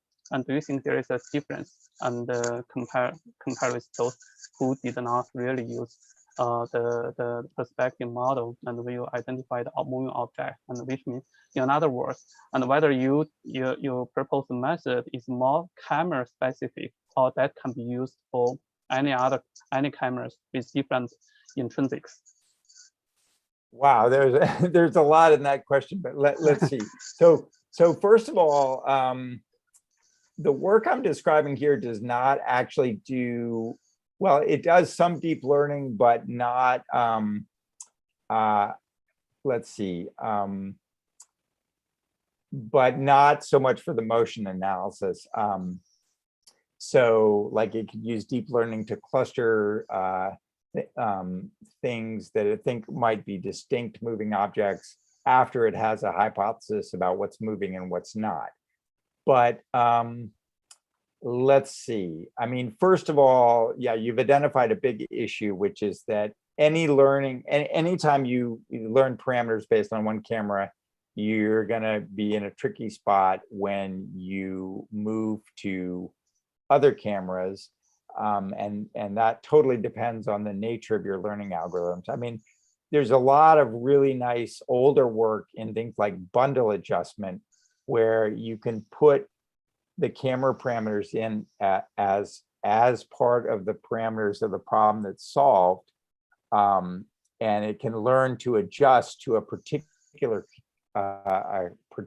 camera. And so when you get a new camera, it might not work right away, but at least you could learn to adjust to that new camera. So I think if you set it up correctly, you should be able to have parameters that represent the camera parameters, and that those should be, you can relearn those. Now, I maybe you're asking like, can you have something that'll just work without relearning those parameters? I mean, one thing that's interesting is when we look at a recorded video, instead of course, we all have one pair of eyeballs and we get very used to the parameters of our own eyeballs, which are never changing really. But we look at videos that are taken through video cameras with different parameters, right? And we don't seem to have any trouble understanding them. So it seems as though we ought to be able to learn very generic procedures for doing this that are robust to small changes in camera parameters. But for our method, if you change the camera parameters, you break it pretty quickly. So did I answer your question? I'm not sure if I did. Yeah. You answered my question. Yes. My question is actually exactly what you have asked. Yeah. And also, there is a very long question from the audience and from Dongfang Liu, and thank you, Dr. Randy Miller, for the eye-opening talk. And I want to ask a question on behalf of my group. And we are doing a video instance segmentation task on vehicles and the pedestrians, and hope to use optical flow to help the model instance boundaries. Our assumption is that the different vehicles have different optical flow, so it might provide some informative clues to fine-grain the instance mask. However, experiment results indicate trivial improvement, but cause significant computational overhead. Our analysis is that the contribution of the flow field to instant boundary is heuristic, as we encounter many vehicles somehow having similar motion patterns, like cars parking by the street and cars moving in the same direction. And right, yeah. I mean, I mean, I wish I had a great answer for you, Dongfang, but you know, yes, I think this is a problem that's run into with autonomous driving and in data sets like Kitty a lot, that if the cars are on the same side of the road and they overlap in the image, then they will have very, because they're traveling in the same lane, of course, they have very, very similar flow, and it's very hard to detect that it's not just, and they also not only in the same direction, but the same speed, since they can't run into each other. So of course, it's very hard to distinguish them from something like a bus.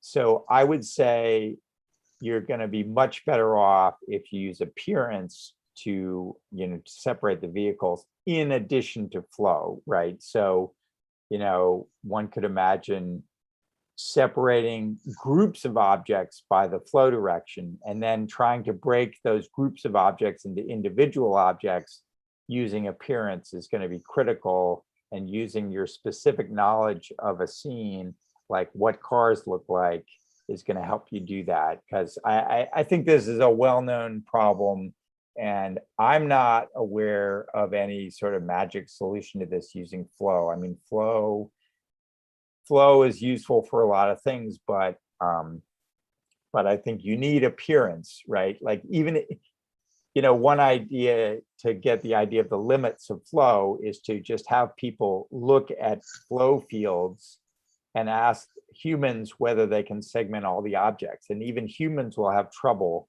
separating objects based only on flow in the circumstances you're talking about. So I think that's a sign that you have to use the differences in appearance of different vehicles to really get them separated. Yeah, thank you. Maybe we have time for the last question. And so in your third part of the talk, and you mentioned for any specific environment, and it's better to use a long time and the bigger data set and changing from the previous ones, detection and the observation results to help to keep improving and self-supervisory for the later detection and other optical flow and motion analysis. And one question is, do you think somehow in some specific situations, the environment is keeping changing and the object is absolutely keeping changing as well? So how do you deal with both things, environment change and the target is also changing? Well, I'm talking about environments very broadly. So it's a perfectly good question, but so when I talk about environments, I like to think a lot about human intelligence, right? So when you're a baby and when you're growing up, now, of course, every baby has a different experience, but many of us grew up in a particular apartment or house in a particular neighborhood, and we saw many of the same things every day. We also saw a lot of different things, but in general, you know, I grew up on the streets of a small city in Kentucky, and I saw those things over and over and over and over again. And so I got, you know, good at doing certain things. So, yeah, let me also give an analogy to face recognition. Humans are incredibly good at face recognition, especially for the people they've been most exposed to, right? So like if you grew up around a certain nationality, you're probably much better at recognizing people from that nationality than from somewhere completely different in the world. So if our goal is to replicate human intelligence, and I know that's not everybody's goal, but if our goal is to understand how human intelligence works, I think it's not necessarily a bad idea to have learning systems that specialize in the data they're exposed to. Now, it's a flaw of humans that we can't go to another country and be just as good at recognizing people there as we were at home, right? I think that's a much, much harder problem, and it may be fundamentally statistically impossible, right? If I've only seen one person from a particular population, how can I be expected to really do as well with them? Now, of course, low shot learning is an attempt to do better, but really you can only take that so far. I think the thing, lots and lots and lots of people are interested in low shot learning these days, which is great. But I think the part that we're missing is sort of like big shot learning, big shot unsupervised learning. If I give you a gigabyte of data, you should be able to come up with 1,000 categories, not 2 categories, right? If I give you 1 billion people, you should be able to come up with 1 million categories, right? So we tend to bring the classification labels with us and expect the computer to learn those labels. So I'm just suggesting a transition where we say, you know, maybe I'll get good at recognizing stuff on the streets of London or the streets of Shanghai or you know, a tobacco farm or whatever it is. But if I'm given a huge amount of data for that thing, I should get good at it. And your experience could be 3 or 4 or 5 different environments that are the things around you, but that's still a relatively small set of experiences. Why should we learn about the whole world at the same time? Maybe we should develop some expertise in these local things. And if we have something that can do it in an unsupervised way, then we could develop lots and lots and lots of local experts and start to learn to exchange those and trade them with each other and build hybrid systems and stuff like that. Yeah. Thank you very much. I think we have run out of 20 minutes. Okay. And thank you very much for your great and insight talk. Okay. Yeah. Well, thank you very much for inviting me. Yes. Okay. Yeah. Thank you. And the next one is our presentation, our paper presentation. The title is Transformer-based Text Detection in the Wild. And I want to ask whether the audience is whether the paper writer is here. Yeah. Okay. Yeah. Great. Yeah. Please go ahead with your talk. Yeah. Yeah. Thank you. Thank you. Let me to.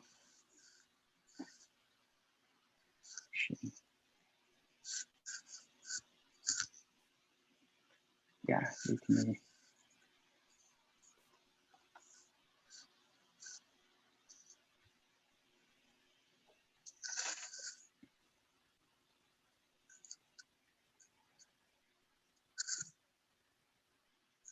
Okay, can you see my screen? Yep.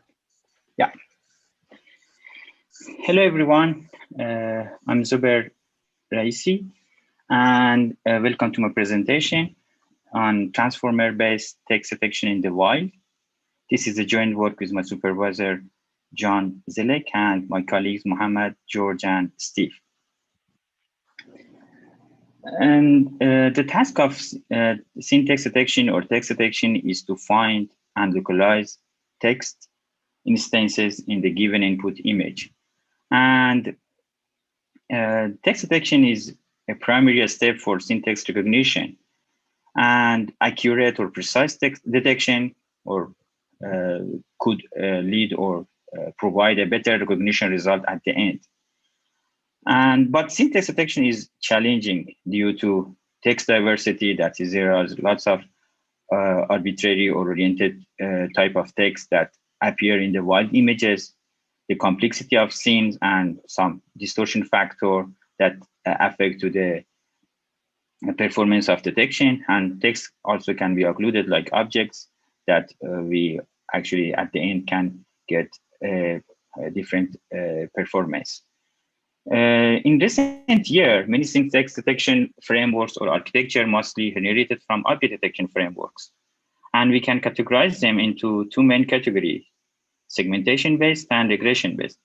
In segmentation-based methods, like object detection, they are try to classify each pixel of the input image and to create a mask at the end, and then use some aggregation algorithm to create the output result. But regression-based methods, on the other hand, try to directly output a bounding box around the text instances by using some mathematical computation, and they are much more faster than the previous one. However, these frameworks have some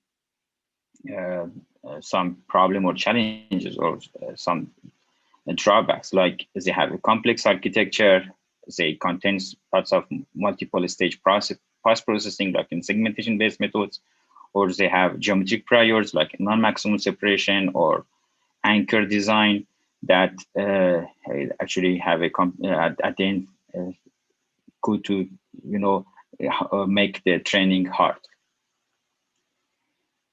In contrast, in this work, we try to utilize a recent architecture, end-to-end object detection using transformer, and we utilize or leverage that architecture for syntax detection.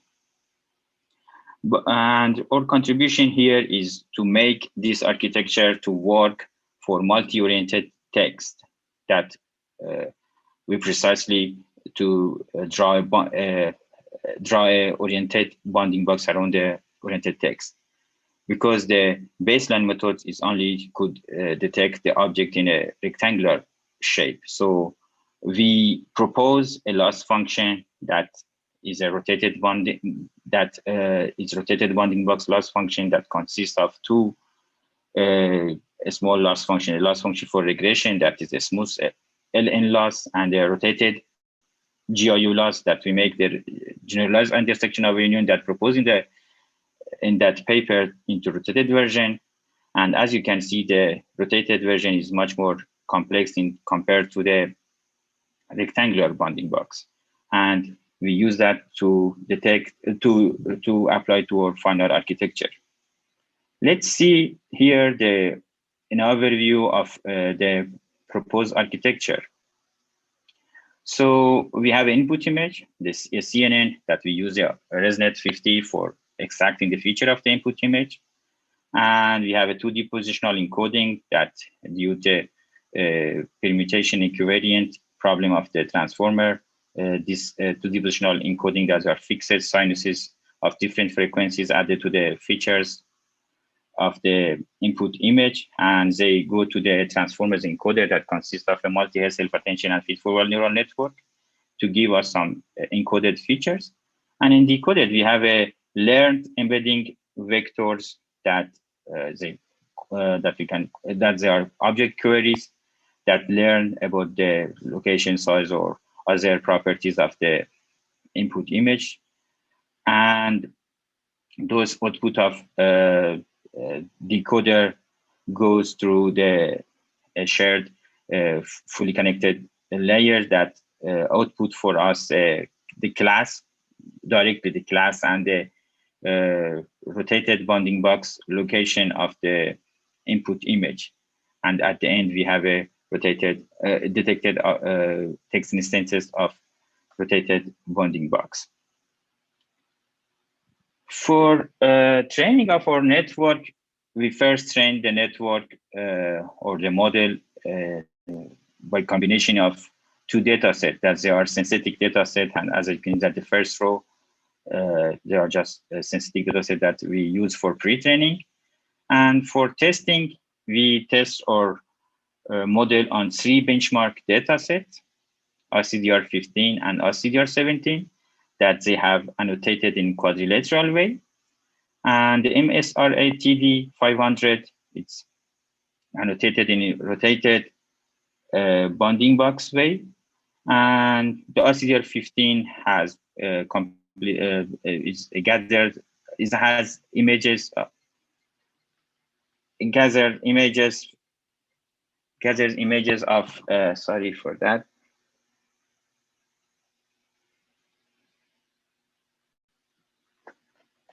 Gather images from indoor location, and the RCDR17 has images from mostly from outdoor location, and it's most challenging compared to the 3 data sets. And it has 9 languages that we can also count that is one of the challenges of this data set. And we test on this, or fine-tune and test on this data set. So here we have we compare or propose methods with many state-of-the-art methods, that's are regression or segmentation-based methods, and just by using a prediction head that just output for us a rotated bounding box at the end, or this network or proposed method outperform many of these methods in terms of precision and if measure in these 3 benchmark data sets. And we also improve the performance of baseline methods by a large margin, that the baseline methods use a rectangular bounding box at the output. And as you can see, we improve the results in this architecture by using the proposed loss function or the proposed prediction head. Here you can see the output, the qualitative results of the of our model. As you can see, the model could detect many of these texts that, beside of rotated challenges, it also have other challenges that the model could detect precisely those methods. And it's worth mentioning that we also apply or we also tested our model on a unseen data set that is SVT, that is collected from Google Street View. And this method works very well on this data set that we didn't actually fine tune on this particular data set. To see the robustness of the proposed loss function or proposed architecture on rotated text instances, we also get an input image and rotated in different angles, in 4 different angles. And as you can see, the model could precisely detect the text on different orientation here. And in conclusion, in this work, we present a transformer-based architecture for multi-oriented text detection. And we design a new predictor using rotated bounding box to present a better oriented text regions. And for this purpose, we use a loss function that is more precise in measuring the changes in scale and aspect ratios of the detected text regions. And our approach offers a better performance than the state-of-the-art methods in terms of precision and if measured in one of the 3 benchmark datasets. And we also want to thank you, my sponsor, for supporting this work. And thank you for your attention. Thank you very much for Xavier for your talk. Actually, I have a couple of questions, and the first one is you are using the transformer encoder and later use the transformer decoder and directly. And have you ever tried to first use some typical, well-used detections, and then use the transformer encoder and the decoder and compare with the performance of directly using transformer decoder and encoder? We actually didn't use that because we wanted to end-to-end just detect the text just by using this architecture, because in the synthesization, the goal is to just detect the text region by, by a specific architecture. We just, at least in this work, we just wanted to see how this new architecture just work on actually this for text on benchmark data sets. Yeah. Okay. But that would, yeah. Please. Okay. The second question is, we have seen that you have actually a rotation and incorporated in your text detection actually, and you can detect more tight boundaries and across the text, and by rotating your rectangular bounding box. And what about if you have some words that is not really arranged straight? For example, some words that is arranged in a circle or somehow arranged in a trapezoid shape. And have you ever, how do you deal with these issues? Yeah, that's a very good question. Actually, in this work, we mostly, or we only just focus on orientated text, and that's why we use these three benchmark dataset, RCDR15 and RCDR17, that they are specifically designed for oriented text, or they have quadrilateral bounding box annotations. But yeah, I know that there are some curved text that they, as you said, that they have curved text instances. But this method, because they just output a rotated bounding box, maybe for those type of text instances, we just get, instead of one bounding box, we may get some 2 or 3 bounding box. As you can see here in SVT dataset, we have a curved text here that it look like, as you said, instead of 1, we get 3, because this is the precisely a way to just output a bounding box for this text by using our rotated bounding box. But for doing of those, we have to just increase the output of our feed-forward neural network to get more points, and in that way we can just get a better representation of text region of this type of text. But as we just actually working on that right now, that to actually for this type of text instances, but for this specific work we didn't actually test on this type of data sets. Okay, great. Another question from the audience, and from Dongfang Liu as well, and he is saying, I'm wondering if you have checked the runtime performance, as transformer-based architecture is parameter heavy. Also, did you perform pre-train for your neural network? And if so, and could you please articulate the precise? Yeah, actually, sorry, I didn't. You can also read the from the chat box. And he's asking basically first the runtime performance, and the runtime performance for this network architecture is much more faster than segmentation based method. It's about by using one GPU of NVIDIA RTX that we actually tested is 8 gigabyte RAM. We get about 10 frame per second for images, and it's kind of slower than most of regression-based methods that they actually have a faster or real-time maybe detection. But our method is just more accurate in terms of precision than those methods. And did you perform pre-train? Did you pre-train on neural network? Yeah, we only pre-trained on synthetic data set by using just 20,000 of synthetic data set. Yeah. Okay, great. Maybe the last question, and have you ever tried somehow using the location clues to enhance the detection? For example, if you know that you are on the walking street, that you will detect the text based on okay, this must be something like walking street instead of some restaurant or whatever. Have you tried to incorporate those kind of location information, location clues to enhance the detection result?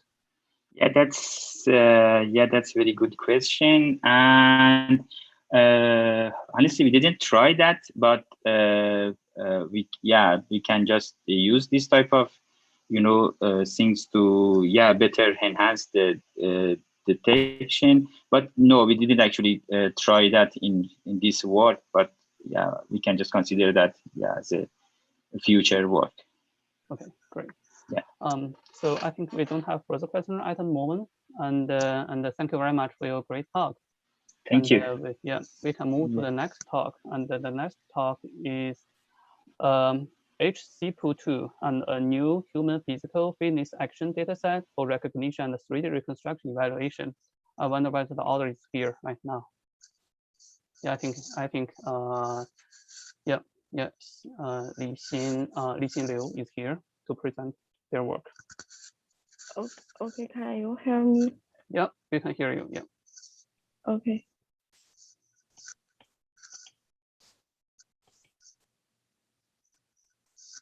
Hello everyone, I'm Li Xin Liu from Tianjin University of Science and Technology. Today my topic is HCPO2 a new human physical fitness action dataset for recognition and 3D reconstruction. In this paper, a human physical fitness action feature dataset is introduced, which contains 8,044 action data sequences and 80,414 images. What's more, a new recognition method based on deep learning techniques, including the two-branch multi-stage CNS and LSTM networks with attention, are employed to learn the long-term dependence from videos for human physical fitness action recognition on the dataset. And the dataset can be used as the dataset for three-dimension reconstruction. The dataset has the following characteristics. The physical fitness in the experiment contains 3 types, which are push-up, pull-up, sit-up. For each action, the cameras are used for video capture, and one camera is in front and another one is on side. For each action type, both the standard action and non-standard action are captured. The steps to process the data are as follows. Step 1, record all the action into video files with 2 cameras. The captured video data is divided into 6 categories. Select 1 frame from every 6 frames of the video. That is, extract about 5 frames of images per second. Cut out the main part of the human behavior in the picture. Step 2. The captured images are manually annotated, and the sequences of picture marked and the same action is placed in the same folder. Step 3. Make use of CNS to extract the 17 joint features of human body into one-dimensional vector and store them in a file. The extracted information includes the human key points identification, relative coordinates, and confidence, so that 68 elements of information are stored into one-dimension vector, which can be extracted from one single image. Step 4. 10 images are taken as sequences to create the data set. And this picture shows that the sample pictures of the data set and table 1 and table 2 show the amount of each action in the data set and the amount of the data sequences in the data set respectively. The architecture and we proposed